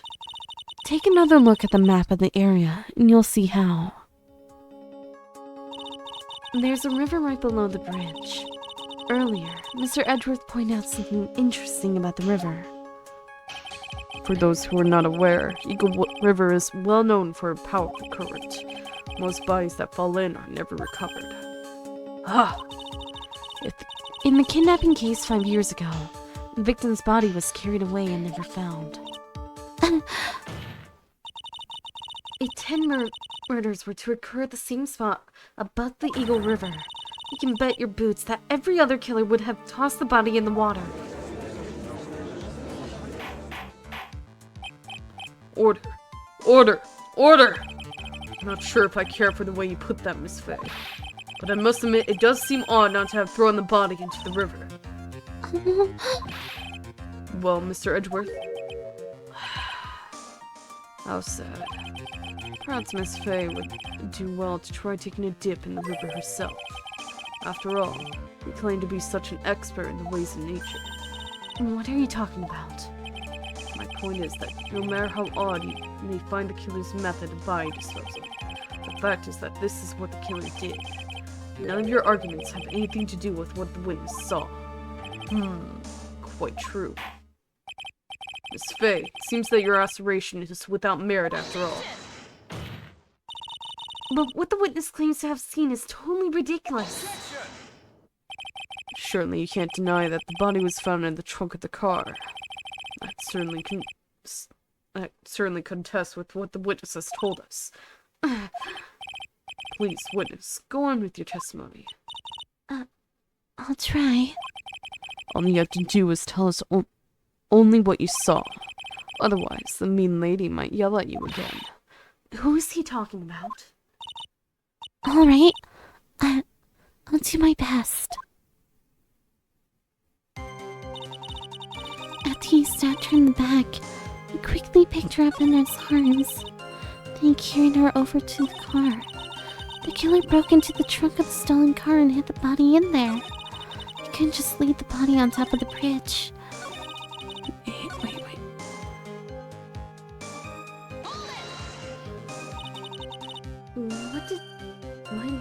What did the man do then? Well, naturally, he got in the car and was about to flee. That's when I came to my senses. I said to myself, you have to call the police. And so that's when you called the police. You sure that you saw all that with your own eyes? Yes, 100% certain. You also know it was stolen. Nobody told you that. Also, based on where you told us where you were, you shouldn't have seen it. Because there was a clip on the other side, so you couldn't have possibly seen that. Well, Miss Foster, looks like you've done it this time. Done what? Made a crucial mistake. Crucial mistake. Like what, Miss Faye? The killer broke into the trunk of the stolen car and hid the body in there. You're saying you saw that, right? With your very own eyes. Yes. And? It's simple, Miss Foster. Take a look at the diagram. The place you claim to have taken the photo from that day is here. Do you see what I mean? Even if you try to see the car. This outcropping of rock is directly in the way. That's right, Miss Foster. From where you were standing, you could not have possibly seen the killer's car. I admit that the diagram shows a large outcropping of rock. However, it isn't so tall it would stop her from seeing the car. That's right. It's not high at all. I was able to see his car just fine. I'm so sorry, but that just doesn't wash. I believe it was the witness who presented this as evidence to the court, yes? And this is the location the photo was taken from. Your own photo tells the whole story. You can clearly see the left side of the bridge. The outcropping that is being referred to is really more like a cliff. Ah! Your view shouldn't have been completely cut off by this cliff. But still, you claim to have been able to see the killer's car?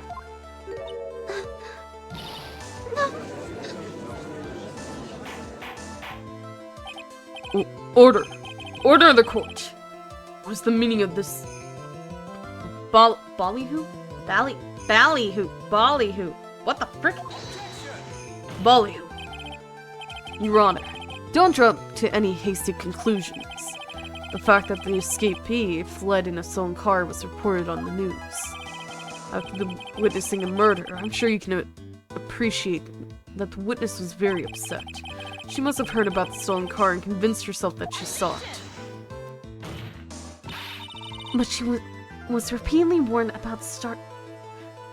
before starting her testimony. She was told to testify only what she saw with her own eyes. Oh. Mr. Judge? What is it? I think I must have remembered things wrong. Hey, wait a minute. You can't just say that. Miss Faye, no one on the face of the planet is perfect. Yes, indeed. Quite true. You know what they say. To err is human, to forgive, divine. To err? I'm inclined to give the benefit of the doubt to our witness here. What? That's not fair. Save the tears for later, kitten. Mr. Armando. Don't look back until the trial is over. Now's the time to go forward. How old are you? Can I see how old you are? You're 27. Have I already looked at that? I don't know. But that wasn't fair. Okay, kitten. You need to relax. Then you need to remember the other kitten's testimony. The killer broke into the trunk of the stolen car and hid the body in there. So tell me, how did she know that? How did she know that he broke into the trunk? Aha. Well, Miss Foster, until you can explain how you knew that, you're going to have some very suspicious people on the side of the courtroom. Well, witness. Well, I'm certain that he broke into the trunk because there were marks left on the trunk lid. I'm certain they were scratch marks from when he broke into it. What? Let me see that photo. That's true. You certainly look like scratch marks around the keyhole. It's obvious that this trunk has been broken open. Well, Miss Faye, are you satisfied? The judge is on her side. I can't make any mistakes here. And what she just said. Is there a contradiction in there somewhere? Yeah, there is. Yeah, there is. I didn't mean to do that. Save. Thank you. It doesn't work. Melissa Foster. It looks like you finally betrayed yourself. What? You said you were in the field taking photos of wildflowers. Even so, you knew about the scratches. The question is when. When did you get a chance to see these scratches? Finally. I finally got her. Huh. I'm getting pretty tired of waiting over here. Then perhaps it would be faster if Miss Faye explained herself. Your Honor, there's only one possible explanation. The reason the witness had seen the scratches was... She put the corpse in herself. There's only one way that the witness had the chance to see those scratches. Yes. What is it? Naturally. When she opened the trunk and stuffed the corpse in herself. The person who really hid the body in the trunk of that car was... Melissa Foster. It was you that did it, wasn't it? That's ridiculous. I could never... It was the man in the prison garb. He's the one that... I don't think so, Miss Foster. If Mr. Fallis had been the one that put the corpse in the trunk, he would have simply used the car key. There was no need to break it open. But he stole the car. He stole it from a young couple that had been waiting at a red light, which means that the key would have still been in the ignition. Oh, I see. Thank you for telling us about the scratches, Miss Foster. Without that, we never would have uncovered the truth. That it couldn't have been Mr. Falls that put the body in the trunk. Preposterous! To even suggest that the witness put the body in there. If that were true, how do you explain the photo that she took? The corpse could have only been put in the trunk when the incident occurred. We already know that at that time she was taking photographs. Now's your chance, Mia. Finish this thing. On the contrary, I'm not so certain about that anymore, Mr. Edgeworth. There's no need to think too deeply about it. What I'm saying is the shutter from this may not have been pushed by Mr. Foster herself, considering that the camera has a timer. Let's take another look at this camera and see what features it has, shall we? It has a timer built into it. Even a mini tripod. Why? It's almost as if she had brought this camera just to take this picture. What are you trying to say then, Miss Faye? That when the crime occurred, Miss Foster wasn't in the field as she claimed? Well, if she really did use the camera's auto timer, the answer is yes. She was somewhere else. Exactly. She was not in the field. Will the defense please explain further? Listen, this is a crucial point. Where was Miss Foster when the incident occurred? In answering that question, Lawson made clear Miss Foster's true identity. That doesn't actually get cleared for another year. Well then, please answer this question. Where was Melissa Foster when the incident at the bridge occurred? She was the so-called victim. Naturally, the witness was right here. But that's where the victim, Miss Hawthorne, was standing. And how do we know it's Miss Hawthorne? Especially since it's in black and white. We have cell phones, but still black and white cameras. That doesn't make any sense. Order! Order! Order! Miss Faye, what on earth? Your Honor, if I may. After parting with the victim on the bridge, the defendant fled by car. But this would mean that there was no time to put the victim in the trunk. In other words, if someone put the body in the trunk, it could only have been before the defendant met the victim. How asinine! Of course Miss Follis met with the victim. The only person with the opportunity to have put the victim in the trunk is the same man that killed her, Terry Follis!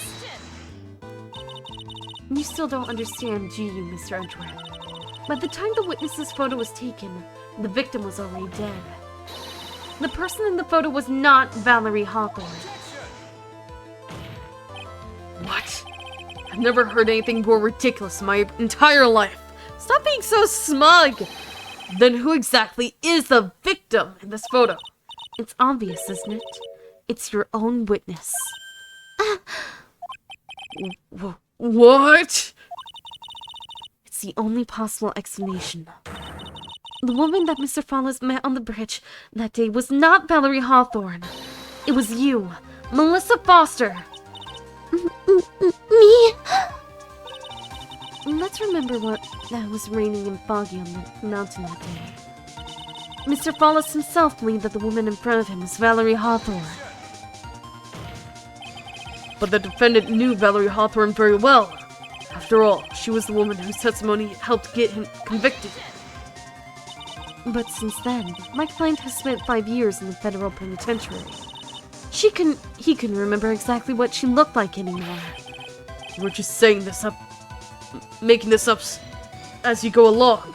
Where's your proof? Got it all right here. This piece of evidence will blow this case wide open. At the time of the incident, Mr. Follis had forgotten that Valerie Hawthorne looked like. Considering that He asked her to wear a scarf! Mr. Follis had forgotten what the victim's face. And that's why he needs some piece of identification.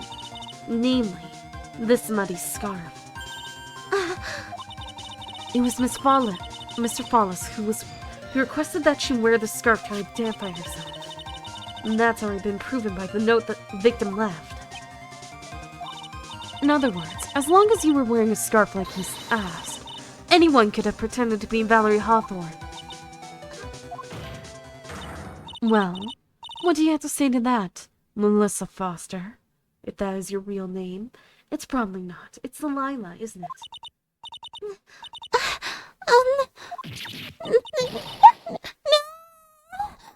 Oh, did she run away? Did she faint? Is she dead? Did I kill her? What happened? Her umbrella's inside out. Where's Miss Foster? She's collecting herself in the lobby. It's obvious that Melissa Foster did it. She hid the body in the trunk and disguised herself as the victim. She set the camera to snap a fake photo of them together. The only question is, why did she do it? Well, isn't that obvious? She's the real culprit. Huh. Well, we'll have to wait for Miss Foster to compose herself before we start again. Until then, this court is in recess. The defense and the prosecution are both to wait in their respective lobbies. Yes, Your Honor. Understood. Very well. This court is in recess. To be continued. I doubt that. I doubt. Because there was a murder that occurred?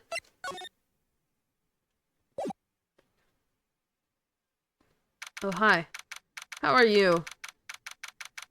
You having fun trying to eat your ball? February 16th, 1:14 p.m. District Court, Defendant Lobby number 4. Mr. Paulus,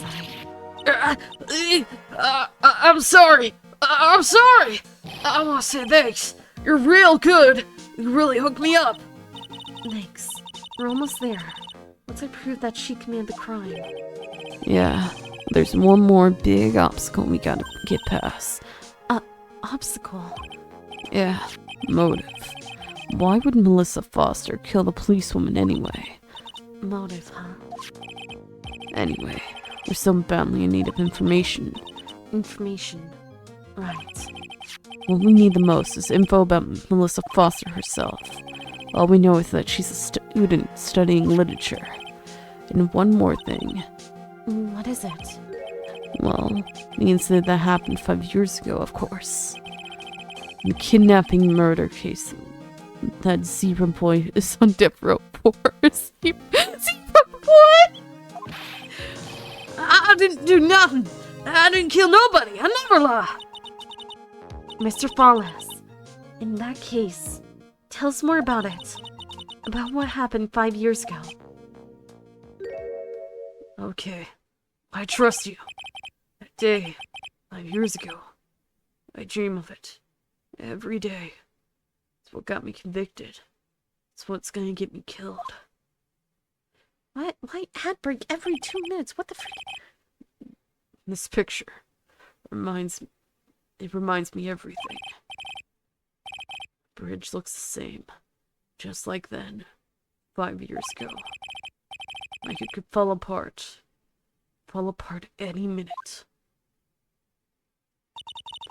So it's been broken like that for at least 5 years. Huh.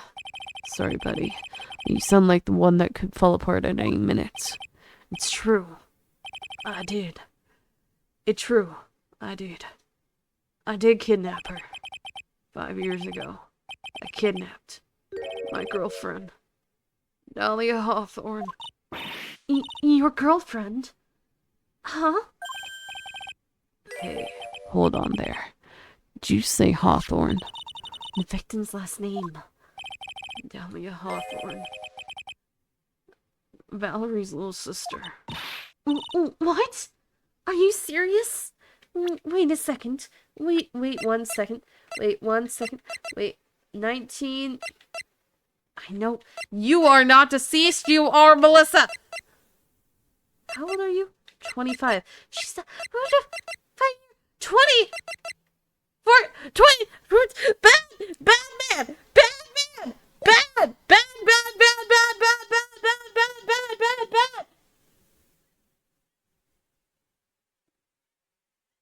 Bad! Very bad! It's dark in here! Very bad, man! Give me 1 second, I need to turn on my daylight because it's so freaking dark in here! Very bad, man! 20 years old, dating a minor! He was 20 when he was dating her! She was 14! 14! 14! Frickin' 14, man! What the frick? 14!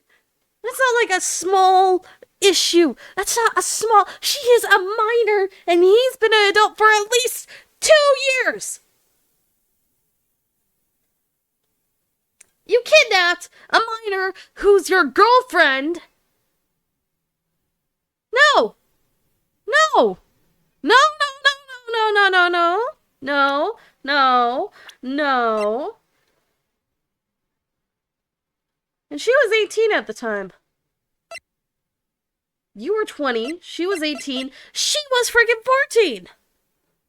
Freaking 14-year-old, what the frick? No! Bad! Very bad! Everything bad with you! No, bad! Why kidnap why date 14? Why?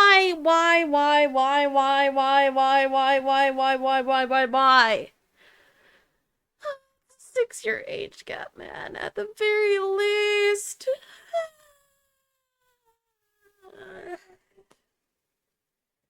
She's still in middle school. She's still in middle school. You're a full-grown adult at that point, and you were dating a middle schooler. What is wrong with you? Besides your face, what is wrong with you?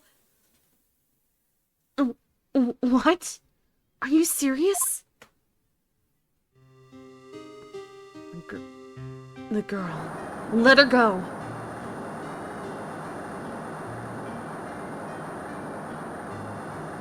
She was only 18. How is she part of the police force? Shut up. Come closer. I kill her. She's also wearing a backpack. Sorry, but you're not going to get the chance.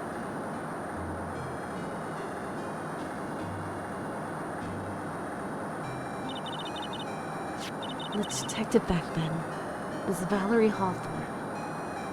That is a little girl. He's a full-grown, muscular man.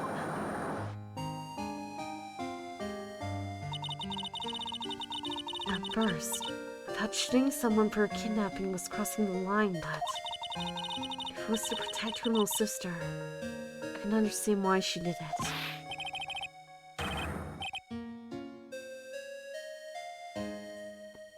Wrong! No protect sister! Valerie betrayed me! Betray us! What do you mean she betrayed you? Everything. All us. All make-believe. Kidnapping too. A make-believe kidnapping? Dahlia. My girlfriend. My love. My teen angel. Did he actually say my teen angel? He's seen one too many soap operas. I do anything she says. Anything Dahlia says. Anything Dahlia says? Hold on a minute. What you're saying is that kidnapping 5 years ago was planned by... Yeah. Me and Dahlia. And Valerie, too. Valerie was in on it? Dahlia's family rich. Jewelry business. We get one jewel. That's what we thought. Me and Dahlia wrote a kidnap note. She sent to her dad. Asked for $2 million diamond. Tell him make exchange at Dusky Bridge. We tell him Valerie made transfer because she knew detective. Having a police detective in your pocket is a useful thing, all right. In the end, you're planning on slaying the 2 million 3 ways, huh? Yeah, but that woman.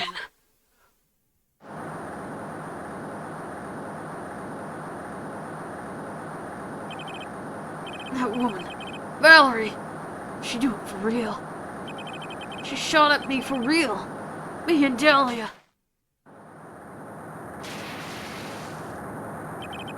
I was shot in the arm.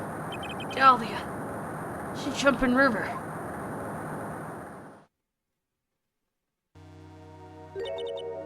Jump? You don't mean she jumped on purpose, did you? Do you? I couldn't do it. Could never push her. Anyway, blacked out. Woke up with police all over. And that's when they decided to give you the death sentence.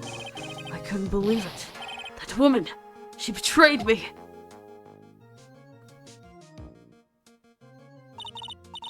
That man, Terry Paulus, he killed her. He threw her off the bridge. He threw my beloved sister into the roaring river 40 feet below.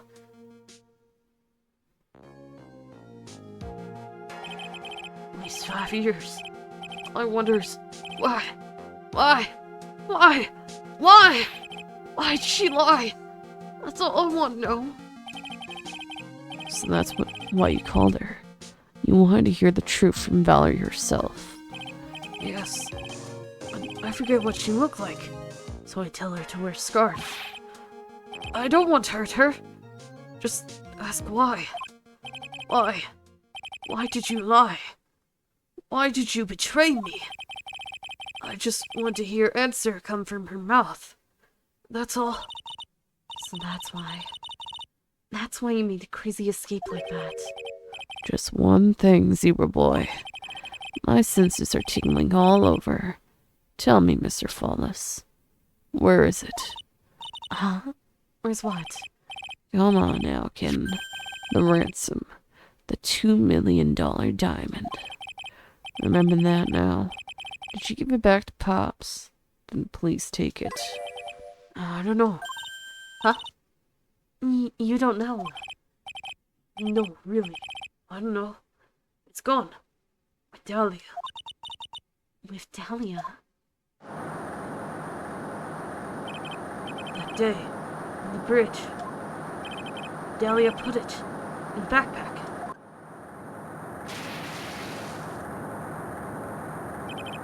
Now gone. Dahlia. Gone. Forever. Into Eagle River. He's a dumb man. Disappeared with Dahlia. Wait a minute.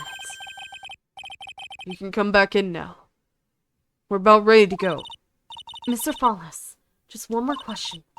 When you said with Dahlia, do you mean the diamond is still missing? Along with the body of Dahlia Hawthorne? Never found her.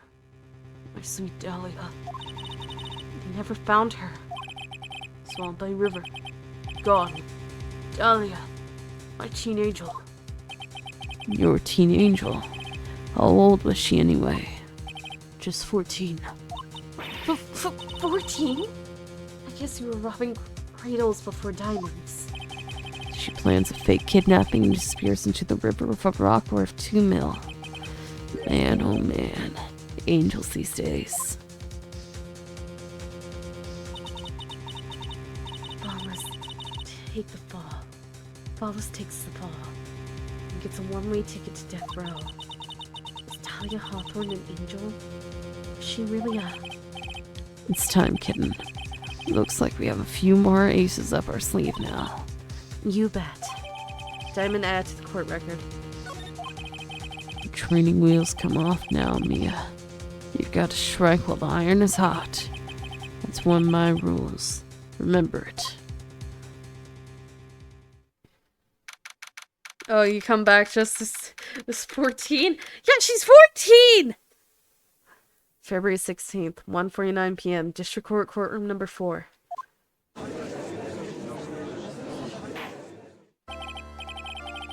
Now then, let's continue with the trial of Mr. Terry Fallis. Witness, are you feeling better? Yes, Your Honor. I'll try my best. You're a brave young lady. Not this again. I can understand a defense lawyer wanting to get a client off the hook. However, to try to pin the crime on an innocent student is... What are you talking about? My witness is not the person on trial here. She's an innocent bystander who witnessed a whole crime. That's all. What possible reason would a girl like that have for murdering a policewoman? It's certainly hard to imagine this woman as a murderer. A motive, huh? I figured that's why I had to establish next. Well, Miss Faye, do you have any evidence of a motive? Yes, of course. I think. Huh. Still acting as team as kitten. Kitten. I have hiccups. Dang it. Why do I have hiccups now? Mr. Armando. Listen, a lawyer is someone who smiles no matter how bad it gets. That's the thing she told me. Smiling on the outside while your guts are twisted in knots is the mark of a pro. Maybe so. But I wish you would quit grinning at me like that. Excuse me? May I speak, Mr. Judge? Of course. Mr. Judge is ready anytime you like. I'd like to say something. Some people here are suspicious of me, right?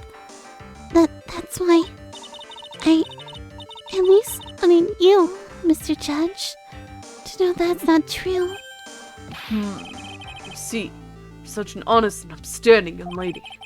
It looks like the witness is a real professional. What do you mean? Look at the 100-watt smile. Just when things are darkest for her, click, she lights right up. Very well then. Let's hear what the witness has to say. Melissa Foster's history. Melissa Foster's... Foster? I was out of the country until a year before last. Until I entered college. I had never even been to Eagle Mountain before. I certainly don't have any reason for wanting to hurt a police officer. Holding a grudge and killing the officer who testified against you 5 years ago. Or kidnapping a poor girl. I just think the defendant is a terrible, horrible monster.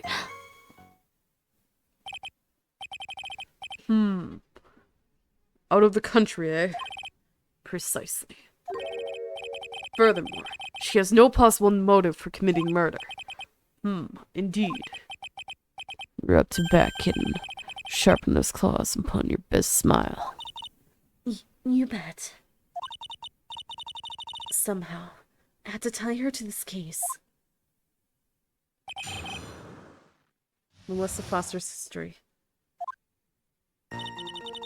I was out of the country until a year before last. So what country were you living in there? In then? We were all living abroad after my parents were killed. It was a brutal civil war. She had to try to make her way back home alone. I lost everything. I don't even have any personal identification. What kind of sob story is this? What do I do? Should I press her for details?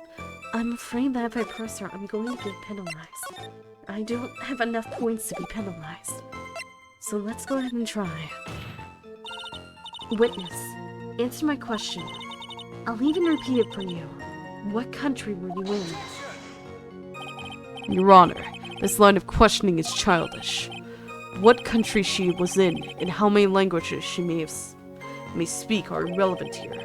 What we're here to evaluate is whether this witness has any connection to this case.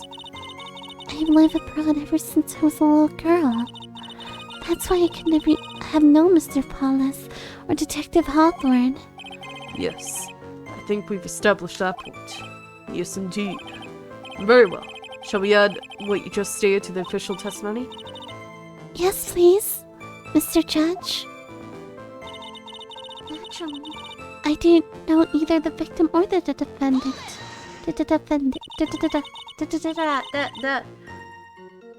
You didn't know either person.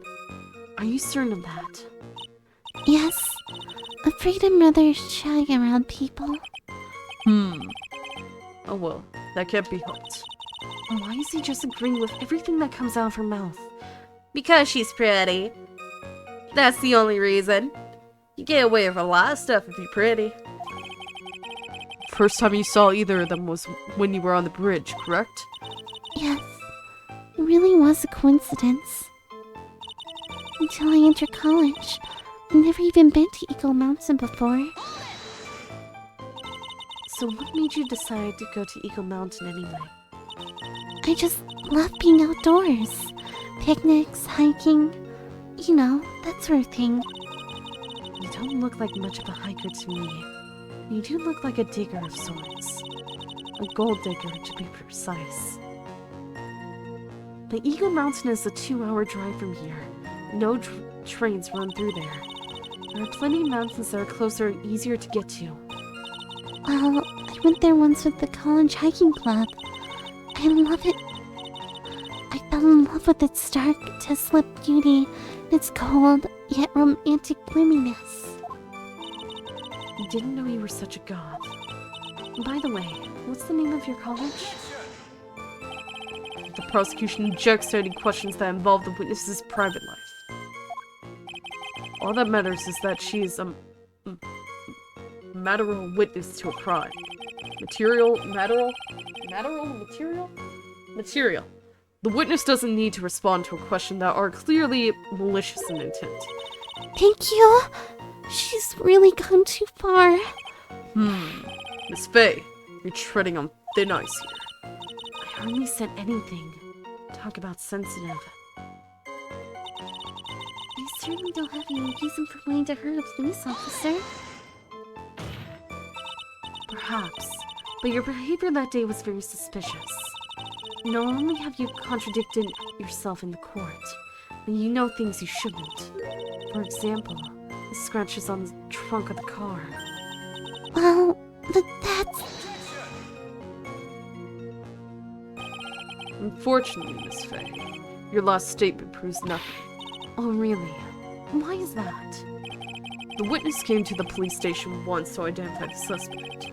It's entirely possible that at the time an officer showed her this photo.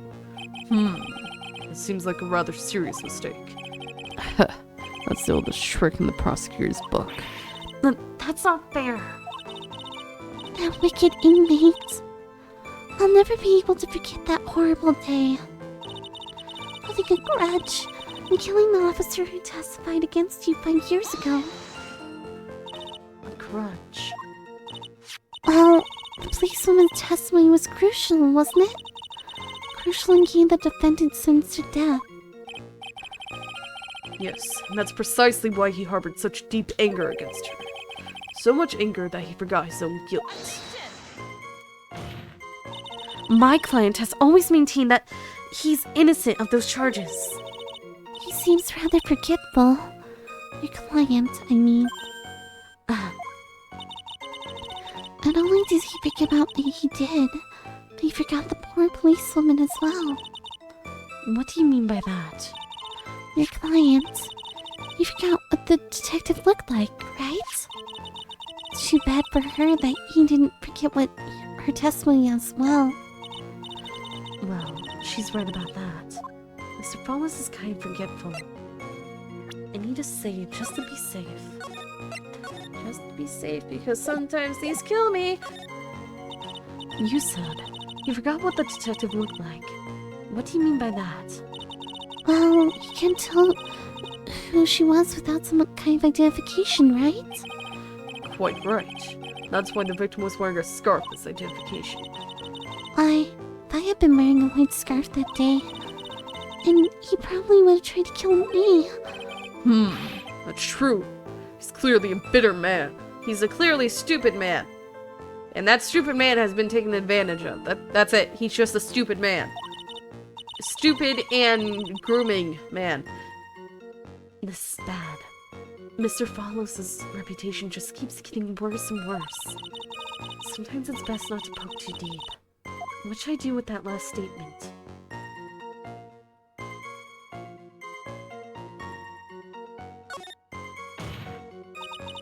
Your Honor, what the witness said just now was tremendously important. I'd like it added to the official testimony. The prosecution has no objection. After all, the defendant is a killer and a mentally imbalanced one at that. And that testimony only helps to further prove that point. No, that's not why I... Enough. Witness, if you would. My pleasure, Mr. Judge.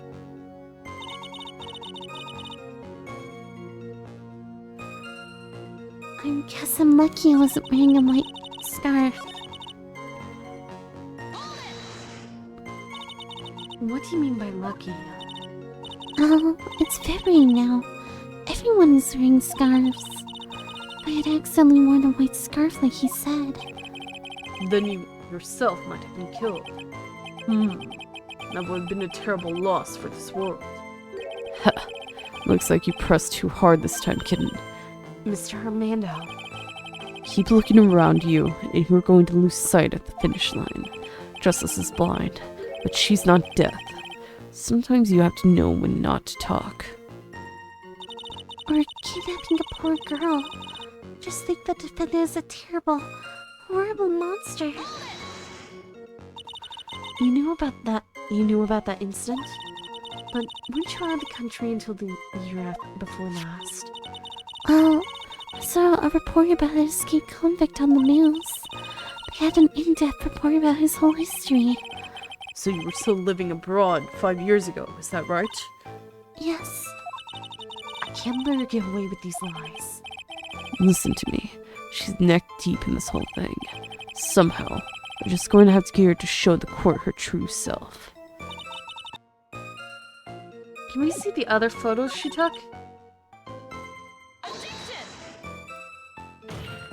Well, if we saw the other photos, then we could see if she had a scarf or not, right? Ah, dang it, I got it wrong. They said that there was other photos of her running through wild flowers, so... I know you're Dahlia. I know you're Dahlia. How do I prove it, though? How do I prove it? How'd you know about the white scarf, though? Yeah, how'd you know about the white scarf? It's true. Mr. Fallis didn't give instructions to Valerie Hawthorne about their meeting. The note that she left said, wear a white scarf for identification. Yes, what about it? Isn't it obvious? Doesn't it strike you as odd? That note was a secret piece of evidence. How is it that the witness knows about it? Order. Order! It is odd, isn't it? Well, Mr. Edgeworth, did you show top-secret evidence to the witness? Your Honor, I certainly never gave anyone permission to do such a thing. In that case, the only way the witness could have known about that... Just a moment. Of course I didn't know about the note. I saw it when it happened. With my own eyes. The victim went to see the killer. She used her own scarf to signal him. That's why I assumed that the signal was a white scarf. I suppose that makes sense. Come on, Mia. You can't let her weasel out of it that easily. Witness. Sorry, but your explanation isn't going to work here. But why?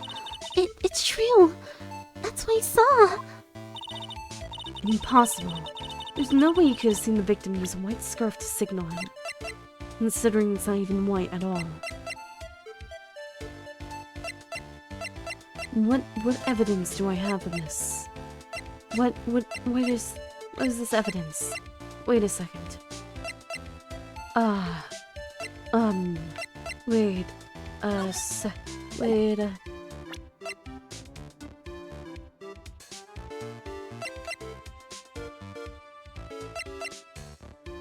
Considering it's blue. You've said several times in your testimony that the victim was wearing a scarf. A white scarf, correct? Yes? Something wrong? Well, considering it's blue, are you colorblind? Is that what's going on? Can you not? Do you think these are white butterflies fluttering around you? They're not. I'm hydrating.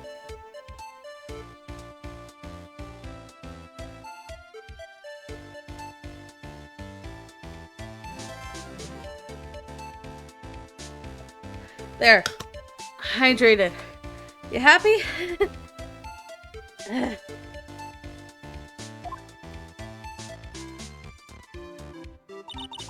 And that's what I'd like to know, Miss Foster. Have a look at this.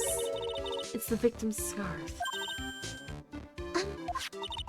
I'm sure people would disagree about this, what to call this color. However, it certainly is not white. You knew what the note said. She knew the contents of the note. No! It says, wear a white scarf for identification. And that's the reason why you said it was white. Well, Miss Foster?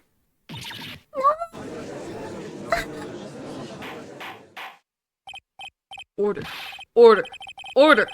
Mr. Edgeworth, I'm waiting for an explanation. I'm quite sure this note wasn't leaked to the public. Yet, this witness knew exactly what the note said.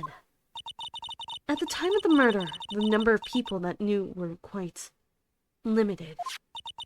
Terry Fallis is one. The person who wrote the note, Valerie Hawthorne, is another. And finally, one more person. Did you say one more person? That's right. Person that no one would have suspected. Figured it out, kitten. Yep. The third person that knew the contents of the note was Dahlia.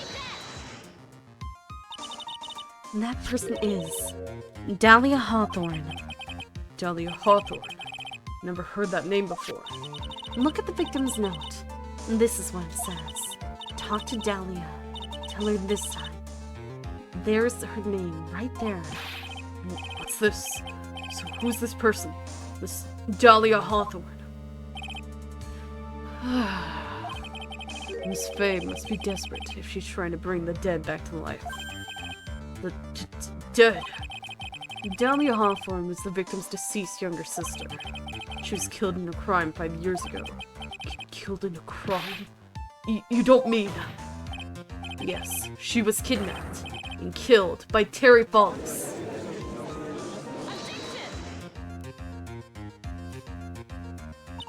You said she was killed. What was she really? What are you implying? The body was never recovered. Of course, people thought that she had died 5 years ago, when she fell off a dusky bridge and was lost in the Eagle River. However, her corpse was never found. She was declared legally dead 5 years ago. As far as the law is concerned, Dahlia Hawthorne is officially dead. But the fact remains that her body was never recovered. Dahlia Hawthorne was 14 years old 5 years ago. If she were still alive, she would be 19 now. Melissa Foster. I believe that's the same age you are. Even you couldn't. Miss Faye, you're not saying... But I am. That's precisely what I'm saying. This witness before us is the girl that was kidnapped and killed 5 years ago. This girl is in fact Miss Dahlia Hawthorne. What? Nice work. It was like tossing a grenade in a 3-alarm fire. But unless you can tie all the loose ends together, you're nothing but a hidden-run arsonist. I understand. I can expose her true nature and turn this whole case on its head. Now's my chance to make Mr. Edgeworth swerve. Witness, just who are you anyway? I'm... I don't think it'd come to this. That's enough. You don't have to say any more, witness. Yes. I understand. What? Mr. Edgeworth, explain yourself. Your Honor, I have an admission to make. I honestly never thought the defense would pursue the matter this far. You don't mean... Yes, the prosecutor's office isn't filled with fools, you know. Naturally, we conduct full background checks on all of our witnesses. What did he say? Looks like the kid knew. He knew the true identity from the get-go. No way. But then why? If you hadn't revealed her secret, he wasn't going to say anything about it. Why are you hydrating me now? I'm being a macho, coffee-loving man. Give me a sec. All I wanted was her testimony, so we made a little trade. Let me introduce you to the victim's younger sister, Miss Dahlia Hawthorne. Why are you smiling like that? Stop it. But, I thought she died 5 years ago. We thought so as well, but, well, as you can see. Why? Why did she hide her identity for 5 years? That has nothing to do with the current case. She was merely an accidental witness to a crime. Accidental? I don't believe that for a minute. For the last 5 years, she's been playing the role of victim. And now we find her acting suspiciously at the scene of another murder. Really, Miss Faye, I must say your strategy here is painfully obvious.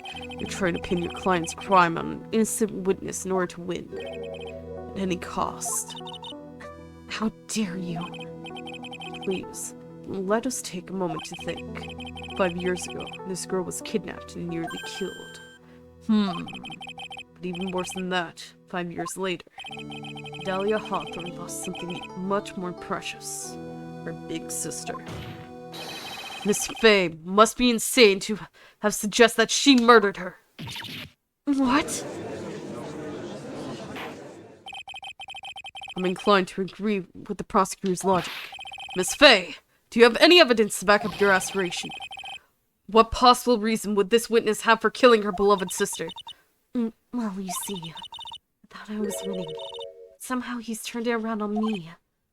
I think you need a little push in the right direction, kitten. The defense is prepared to present evidence supporting her claim.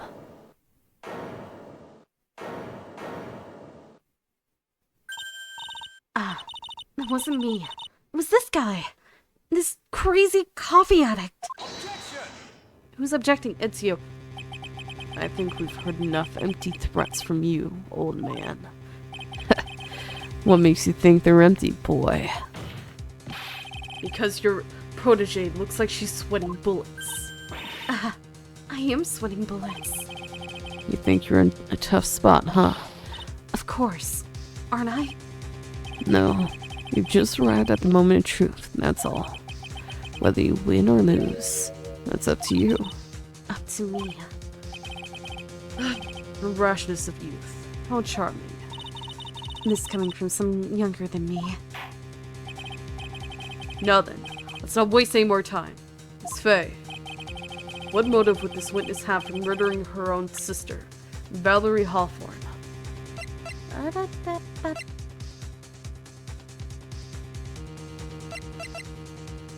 The fact that she was gonna reveal the truth. Should I do that or the diamond? This or diamond? This or diamond? Because I forgot to save and I'm gonna have to speedrun if I get it wrong!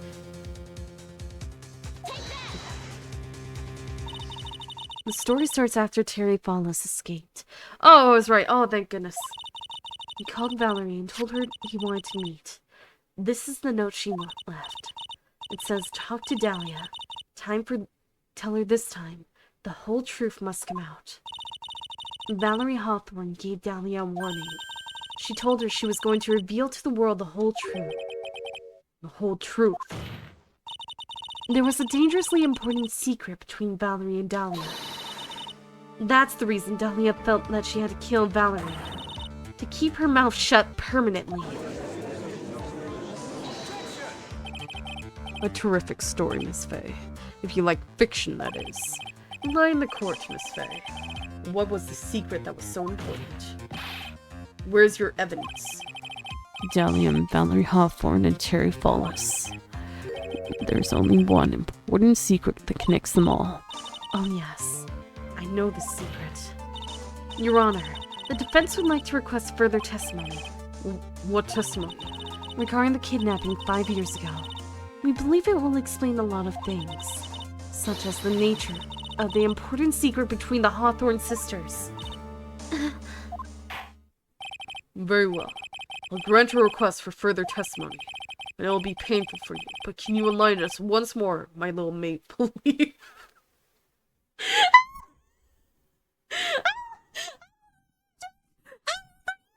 She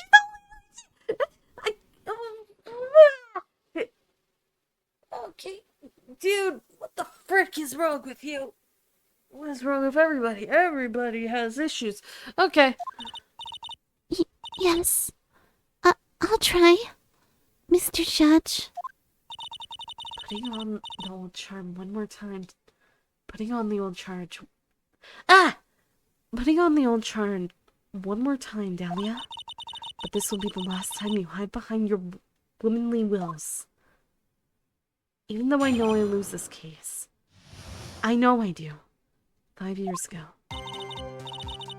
5 years ago, I was kidnapped by Mr. Follies. The ransom price was a raw diamond. My sister, Valerie, brought it to the bridge. After she made the exchange, she shot Mr. Follies in the arm.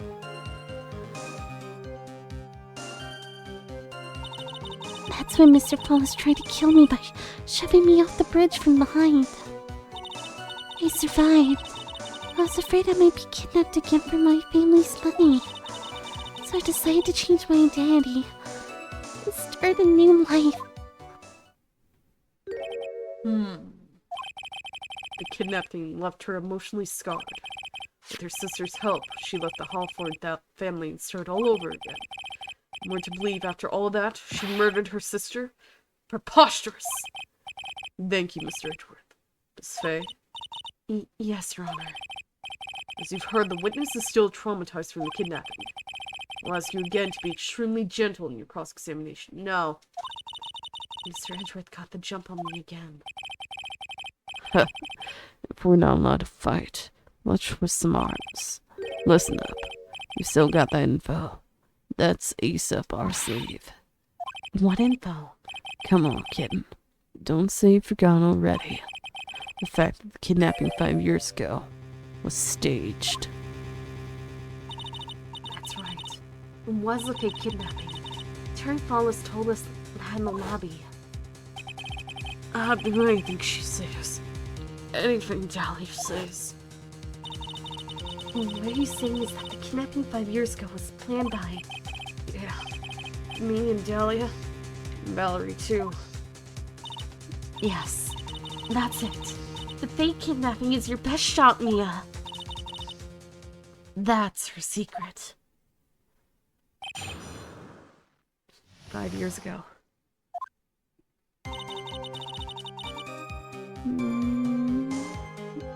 Let me save.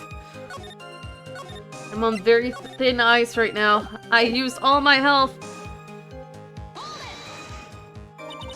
Did you and Mr. Fallis have a relationship? Yes. As a tutor.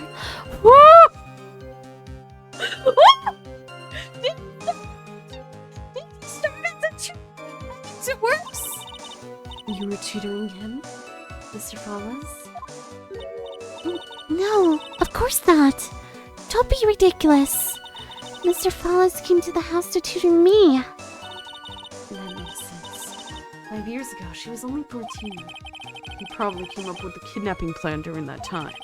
The Hawthorns are in the jewelry trade, and are quite wealthy, you see. Quite the clever fellow, that Mr. Fallis. No, he's very dumb. Did I hear him right? Did you just call Mr. Fallis a clever fellow? Yeah, he's dumb. He's an idiot. I made some prices around a diamond. My sister, Valerie, brought it to the bridge. I heard the diamond is valued in the neighborhood of $2 million. $2 million? $2 million! It was still uncut, so it was about the size of a pint of milk. Money. A $2 million pint of milk. I don't know what to think about that. The defendant demanded that her sister Valerie make the exchange. Not as a detective, of course, but as an individual. By the way, I want to ask you, Mr. Edgeworth, why do you think he wanted to make the exchange up there on that mountain? If he ever got surrounded, it'd be hard to escape. There's one thing a kidnapper wants to prevent, and that's police involvement. In a place like that, it would be easy to tell if he was being followed. With only one entrance to the mountain, he was ensuring his safety. What a wickedly clever man that Mr. Fallis is. Yeah, right. It was all your plan. Anyway, Valerie brought the diamond to the mountain and... after she made the exchange, she shot Mr. Fallis in the arm. That was a dangerous thing to do considering you were being held hostage. Yes, but actually, that saved my life. What do you mean? You see, Mr. Fallis was holding a knife in his right hand. Somehow, I just knew he was going to use it. I knew he was going to use the knife to kill me. That's why my sister shot him. It was to save me. That's when Mr. Fallis tried to kill me by shoving me off the bridge from behind. I'd like to hear more about what happened right at that moment. Well, Mr. Fallis was shot in my right arm. He let go of me. I was dazed. I turned to try to run away, but Mr. Follows tried to grab me as well. As I ran past, he and I locked eyes for a second.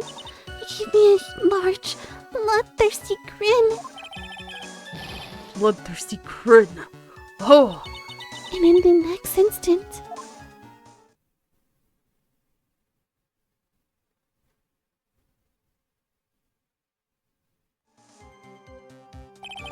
I advise the court to remember that the river is 18 feet deep and incredibly swift. I was a strong swimmer, but I was knocked out. When I came to, I'd been carried away by the river to a strange place. I'll never forget that day. The crumbling bridge, nowhere to run. Then just one little shove from behind. That was it. Before my sister could catch me, I fell into the river. I survived. I was afraid I might be kidnapped again for my family's money. And that's why you hid your identity? Yeah. I only told my sister. Valeria Hawthorne, eh? Yes. She's the only one who knew about me. Meanwhile, legally, this witness has been deceased for 5 years. I didn't ever want something like that to happen to me again. So, I decided to change my identity. Start a new life. And that new identity was Melissa Foster, right? Yes. My sister helped me get the official paperwork taken care of. That makes sense. Without an insider's help, doing all the paperwork is impossible. She was the only person left in the world I could count on. And you think I killed her? There's no way I could. It's the moment of truth for the witness too. Once the truth about the staged kidnapping comes out, everyone in the courtroom will know how much of a Jezebel she really is. I just got to prove that the kidnapping was a hoax. Okay, gotta save again.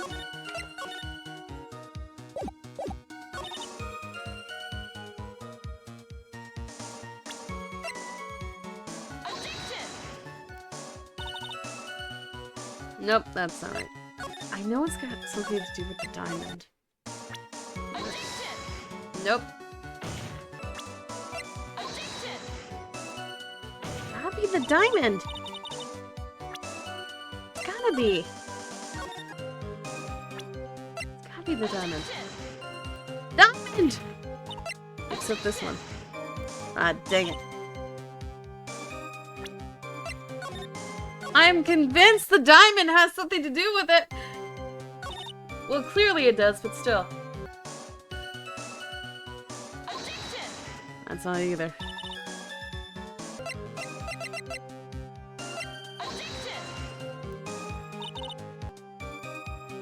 Okay, I'm stumped. I'm completely stumped. What am I missing? I'm missing something, but I don't understand what. You proved that the kidnapping is a hoax, but how? How? Nope, that's not it.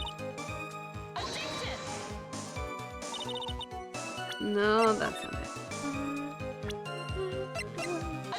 Oh, there it is! You say that Mr. Follies pushed you into the Eagle River. However, that's hard to believe. But it's true. I felt a push on my back. I'm certain of it. It was Mr. Follies. I'm sorry, but I guess it wasn't clear enough. I shouldn't have said that's hard to believe.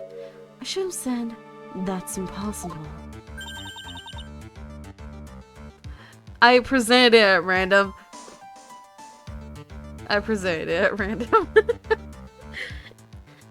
Impossible? I was like, what's the other piece of evidence that's somewhat relevant? Oh, the map! Let's try this with this line of thinking. I asked that the court recall the condition of Dusky Bridge now and 5 years ago. That bridge hasn't changed one bit in the last 5 years. If someone had pushed you from behind as you have claimed, instead of being carried away by the river, you would have been smashed by the bedrock below. Most certain death. Do you understand now, Dahlia Hawthorne? The very notion that my client pushed you from behind is impossible.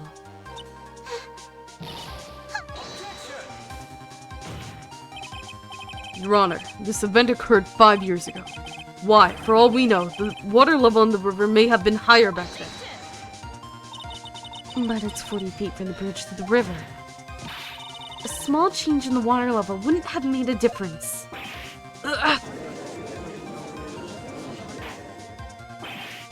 You're right, that the events occurred just as the witness has testified. Then the defendant couldn't have pushed the witness into the river. Young lady, what is the meaning of this? You see, Just a moment. Your Honor, it's true that the witness testified the defendant pushed her into the river. However, she never stated that she fell from the back end of the bridge. What? What do you mean? After being shot in the arm, it's plausible that Mr. Fallis panicked. And therefore, he could have unwittingly pushed her off the side of the bridge. If that's true, she would have fallen into the river. Well, Miss Hawthorne, is Mr. Edgeworth's explanation correct? now that you mention it, I do remember now. I fell off the bridge. My skirt got caught on one of the bridge's side wires. You can't be serious. Order. Order in the court. It seems Miss Faye's assault has finally reached its conclusion. Not now, Mia. This is no time to retreat. Unfortunately for you, this is just the start of Miss Faye's assault. What? I believe your reasoning went something like this, Miss Edgeworth. After being shot in the arm, it's plausible that Mr. Follows panicked. Therefore, he could have unwittingly pushed her off the side of the bridge. However, once again, I'm forced to say that's impossible. Ridiculous. What's so impossible about it? Because your flawed logic contradicts the court record. What am I looking for? Oh, yeah, She would have just hit the wire. Your Honor, all the answers are right here in this photo. Take a look at the wires supporting both sides of the bridge. They extend up to about 5 feet off the ground. It would be impossible to push someone off from there. But let's remember the size and strength of the defendant. Wires like this wouldn't be a problem for him. He could have easily picked up a 14-year-old girl and thrown her over. So young and already so forgetful, Mr. Edgeworth. Mr. Follis had been shot in the right arm. Huh.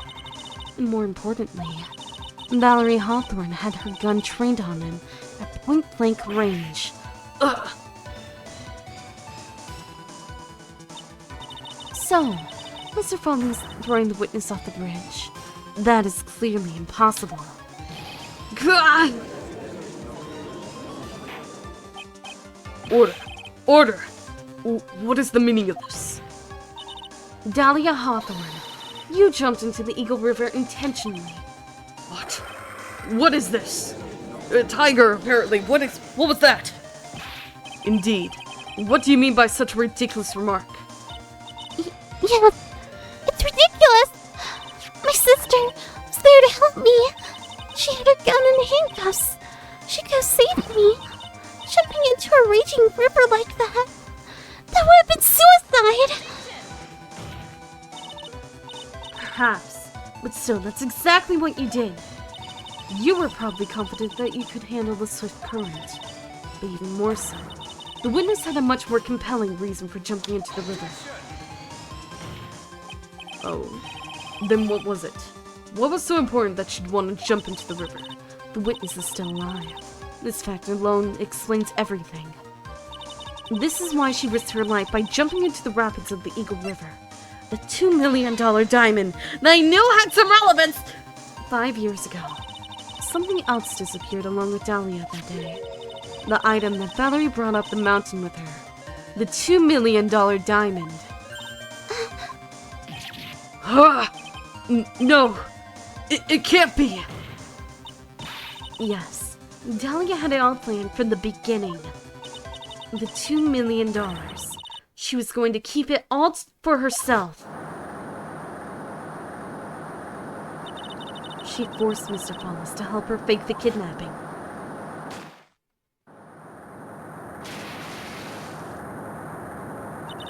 At the last minute, she betrayed him and threw herself into the river, with the ransom tucked away safely in her backpack.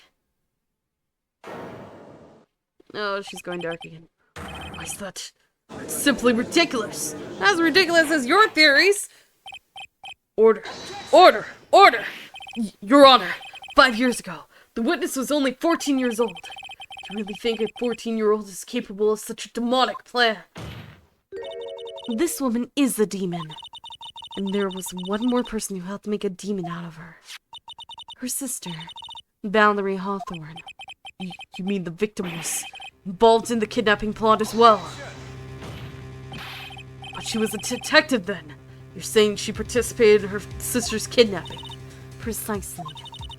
I'm sure that weighed heavily on her conscience for the past 5 years. This is the sole reason behind the victim's murder. What do you mean by that? On the day of the murder, after receiving the phone call from Mr. Follies, Valerie called her sister Dahlia, and then she told her what she was planning to do. Planning to do? She was going to tell the whole truth, as she wrote in her note. That is what sealed Valerie Hawthorne's fate. That is when you hatched your demonic plan to kill 2 birds with 1 stone. A plan that would ensure neither of your accomplices to the kidnapping would talk.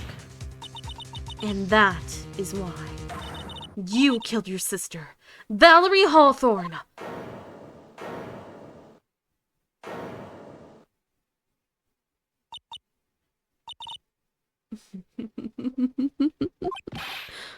Who is that? Laughing at a time like this? Forgive me. It's just hilarious. Witness? Is that you? You sue me, woman. Miss Mia Fey. You can certainly weave an exciting tale. Naturally, you have the evidence to back it up, don't you? Evidence. Evidence that I planned the kidnapping, of course. That at 14, I plotted it with Mr. Follies and my sister. Well, And one more thing. What happened to the $2 million diamond? If you can't provide evidence to at least... If you can't provide evidence to at least show that... Well, Miss Fey? I don't know. What a joke. You, Miss Fey. Are you stupid or something?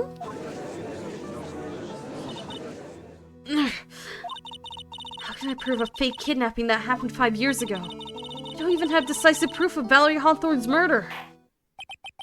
Well, it seems that we've come to the end. To be honest, the witness's behavior does raise certain suspicions. However, I am forced to reject the assertions made by the defense. Of course you are. Is this it? Is it really over? That girl has made a fool of me. There's nothing I can do about it. Without evidence, the trial's over. Who decided that? Mr. Armando. Come on now, kitten. Haven't you figured out what you can make, that you can make your own rules? For example, even if there's no evidence, there's still testimony. Testimony? On the day in question, Valerie Hawthorne murdered her sister, Valerie Hawthorne. She hid her body in the trunk of Mr. Follies' stolen car, and then went to meet with him, disguised as her sister, Valerie Hawthorne. And that's what you think, right? Yes, that's right. In that case, there's only one answer right. There's only one person left who can testify about Valerie Hawthorne's murder.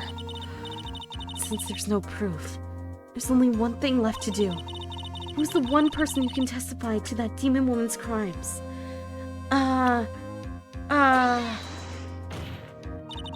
Your Honor, the defense wishes to call a new witness. New witness. Yes, we would like to hear the testimony of Terry Follies. The defendant. There's only one person that can shed any further light on the situation. Gumshoe. What? Only one person who knows what Dahlia's role in the kidnapping was. Only one person who can say whether the person in the photo is Valerie Hawthorne, or whether it was in fact the younger sister Dahlia disguised as her. There's only one person who can solve this riddle once and for all, and that person is Terry Follies.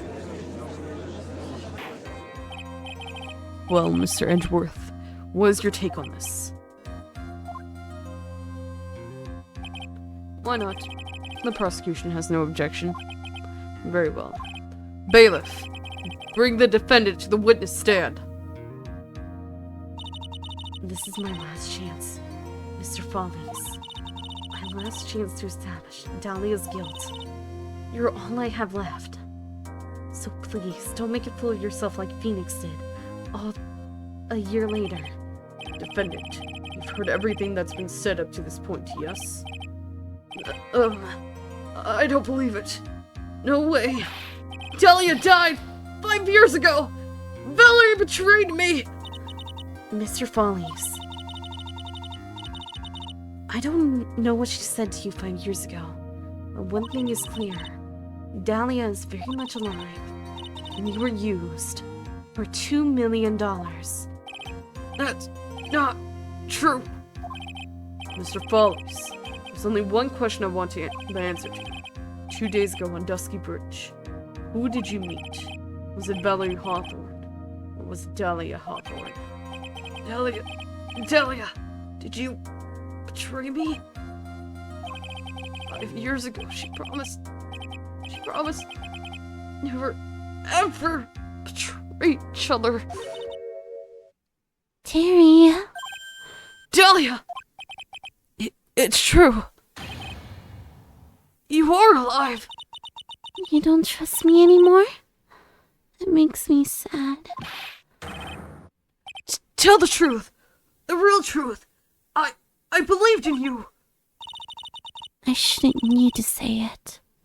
You should already know. But there's one thing that I will say. My life is in your hands right now, Terry. Lee. I will allow Mr. Follies to testify once and once only. Well then, Mr. Follies, yours will be the final testimony in this trial. Witness. Yeah, I'm sorry. I apologize. It scared me from scaring you. Water. Please, water. Can't talk. Need water. Oh well, guess I'll it will have to be my coffee instead. At least I'll match the way he's probably feeling right now. Darker and bitter than hell itself. Who Terry Follies saw. That day, 4 p.m. I stopped the car. It was in front of Bridge. She wasn't there, so I waited on Bridge. I watched my car from Bridge. I never put no body in that car. Finally, one woman came. She stood in front of me. We talked, and she left. That was Valerie. Not my Dahlia! No, Dahlia! No, Dahlia! Mr. Follies, you're covering for her. Do you think she would do the same for you? That's enough, Miss Faye. His last statement was a fitting way to end the final testimony of the trial. Well then, Miss Faye, please proceed with your cross-examination. Is this how you wanted it to end, Mr. Follies? Another guilty verdict to go along with your death sentence. There's only one person who can stop it. You, kitten. I think. Wait, why is he still being sentenced to death when the person he was supposedly murdered is alive? Right there. Standing. I know it's attempted murder in a technicality, but that's life in prison, not death. We have proof now. Can somebody give this man at least a life sentence? At the very least, because I know I'm gonna lose this.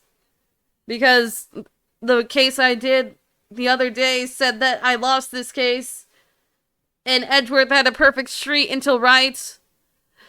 I know what's gonna happen. Can we at least get this man a life sentence instead of death? Please? Because the person he supposedly murdered is right here. I know he technically killed another person. But that's not... the other murderer is still in the air. What do you mean? There's only one person who can stop it. You, kitten. I think. Even if I prove him not guilty, he's still gonna go to prison. Even though the person he supposedly murdered is standing right here. He's still gonna be executed. What? Who Terry Foley saw. That day, 4 p.m., stopped the car. Was in front of bridge. According to the note, the meeting was supposed to take place at 4:30. You certainly arrived early, didn't you? It was raining. Already dark too. You were on the bridge for 30 minutes. Mr. Follies. Eagle Mountain. That spot. Strong memories. Why didn't he just clam up? Could it be he's hiding something here? She wasn't there. So I waited on bridge. You were quite early, so you waited on the bridge, correct? Yeah. I like waiting. I'm used to it. I'm sure he is. Zebra Boy waited 5 years to ask a single question. To find out why a woman betrayed him. To him, 30 minutes must have been like a blink of the eye. I watched car from bridge. I watched my car from bridge. I never put no body in that car. You were watching the car. That bridge. Other side is broke. Nobody can come from there. So, I was watching car. What else were you expecting him to do? I suppose that's obvious thing to do, but something's bothering me. I'm getting that feeling. A contradiction? I wonder what's on the other side of the broken bridge anyway. No one lives there. There's only a small shrine up on the mountain, but that's it. Anyway, nobody come. No car, nothing. Finally, one woman came. She stood in front of me. Mr. Follies, think carefully now. Are you certain that it was Valerie Hawthorne? I never lie. It's the truth. It was Valerie. I remembered her face. Wait a minute. If you had remembered her face, then why did you make her wear a scarf as identification? Sorry. I told a little lie. But that woman I met, she was definitely different from woman standing here now.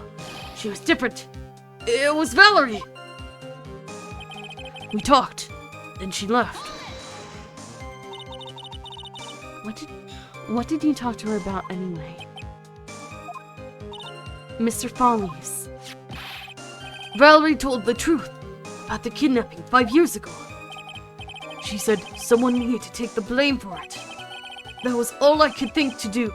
She said that. That's why she lied. Got me the death penalty. And were you satisfied with that answer, witness? Dahlia died. It was my fault. But I don't really remember. Maybe I did. Maybe I did push her in. It don't matter no more. Either way, my Dahlia, my sweet teen angel, dead. But you just saw that she isn't dead. After Valerie talked to me on bridge, nothing left to live for. That was Valerie, not my Dahlia. How can you be so sure? It was raining at the time, and sunset that day was at 5 o'clock. It would have already been pretty dark on that mountain at 4:30. Please, Mr. Follies, this is your last chance. You've already taken the fall once for doing something you didn't do. That woman, it wasn't Dahlia. Stop right there. What more needs to be said? Faith! Even if it means the death penalty, even if it means taking the blame for murder, you'll still do whatever is necessary to protect her. On to you, Mr. Follies. I know it's obvious, but he's clearly lying. He's been cursed by Dahlia Hawthorne. He'll probably go to his grave, still believing in her. Mr. Follies, even if you can show he's lying, the poor guy will still be cursed. We'll still have to point out the contradiction anyway. That's the curse of being a defense lawyer, I guess. Okay. Save this.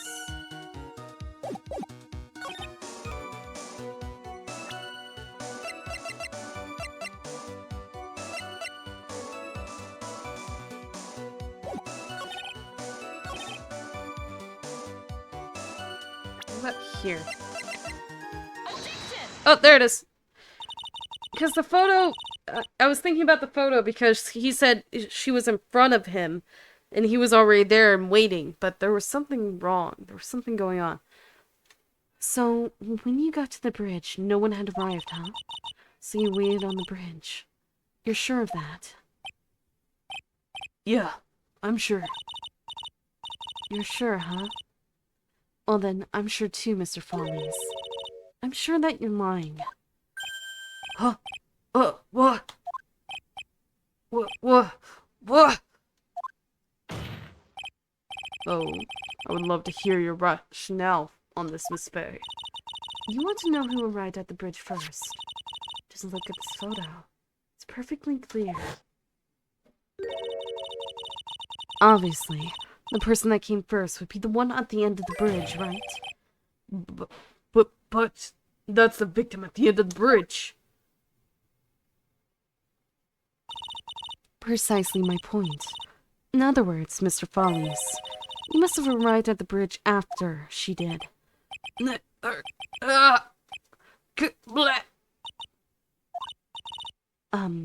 Follies, please don't get so worked up. We just want the truth. I got there around 4 o'clock. It's true. I had somewhere to go. A special place. Did you go to the special place before you went to the bridge? Yeah. It's an old temple about 15 minutes from the bridge. 5 years ago, me and Dahlia, we promised each other. We swore we wouldn't betray each other. She put a memento to represent our love. A memento? 5 years ago, I hid it under the base of a tree there. It's a special memory for me. This is it. This is what I went to get.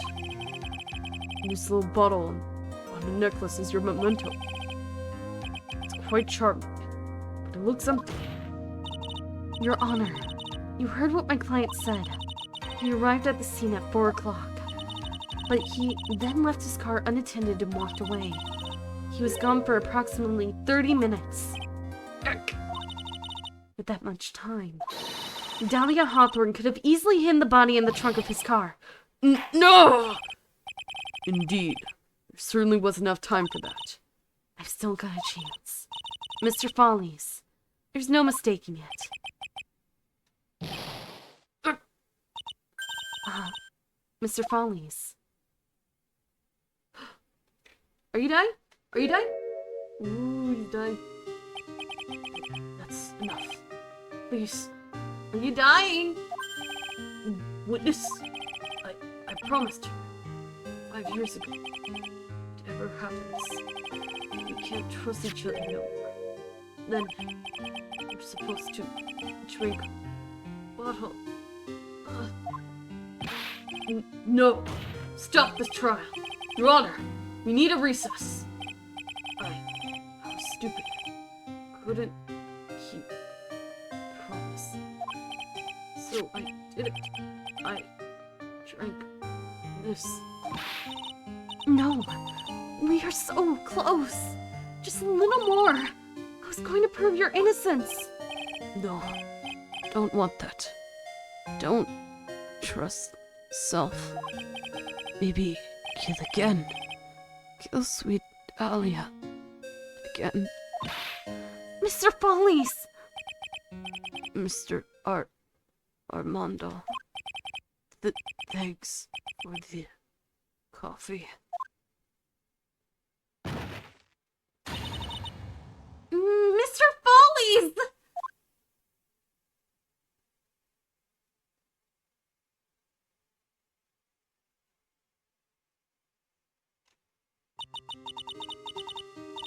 So my first trial it did.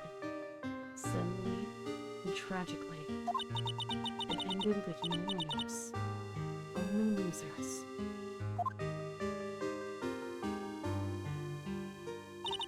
I ended up with a wound cut so deep into my soul that I never healed.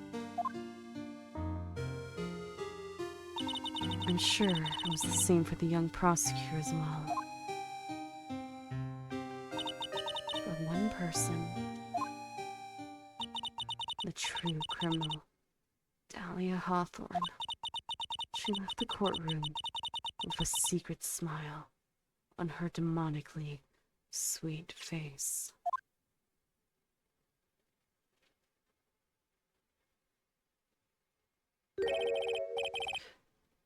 Unforgivable. That witch. Mr. Armando. We were so close to the truth. It was right there in front of us. You were just a little too soft, kitten. It's my fault.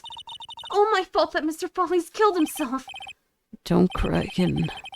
You're going to make my coffee all salty. I knew it. I knew I wasn't cut out for this. Mia. There's the theme song! I knew you were Godot! Don't you get it? You can't cry yet. You broke that. Is your hand okay? The only time a lawyer can cry is when it's all over. Something macho after you just broke the freaking coffee mug and your hand's bleeding! Mr. Armando.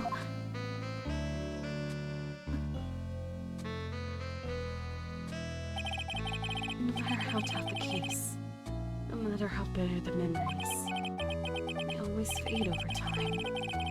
And you file them away and eventually forget them.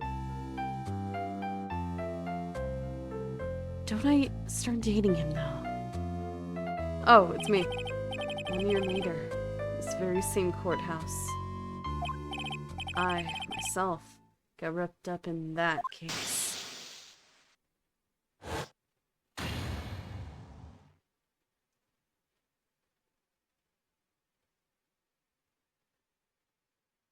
But why am I in a hospital room? That's another question. Only after that did Dahlia Hawthorne get put on trial for her crimes. The verdict that was ultimately handed down to her was guilty, of course. Naturally, when the verdict was read, she had a perfect, angelic smile on her face.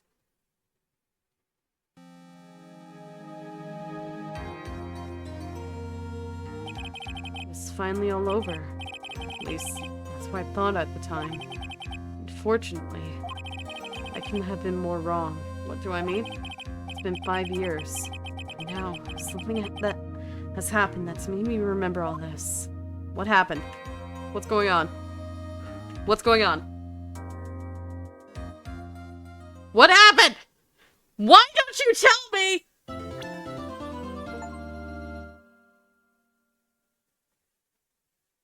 Who's that? Oh, is that their mom? A brand new episode has been added. I think that's Misty Faye. And then that's clearly the statue, but the sword's upside down. And it's stabbed into somebody. Wait a second, who is it stabbed into?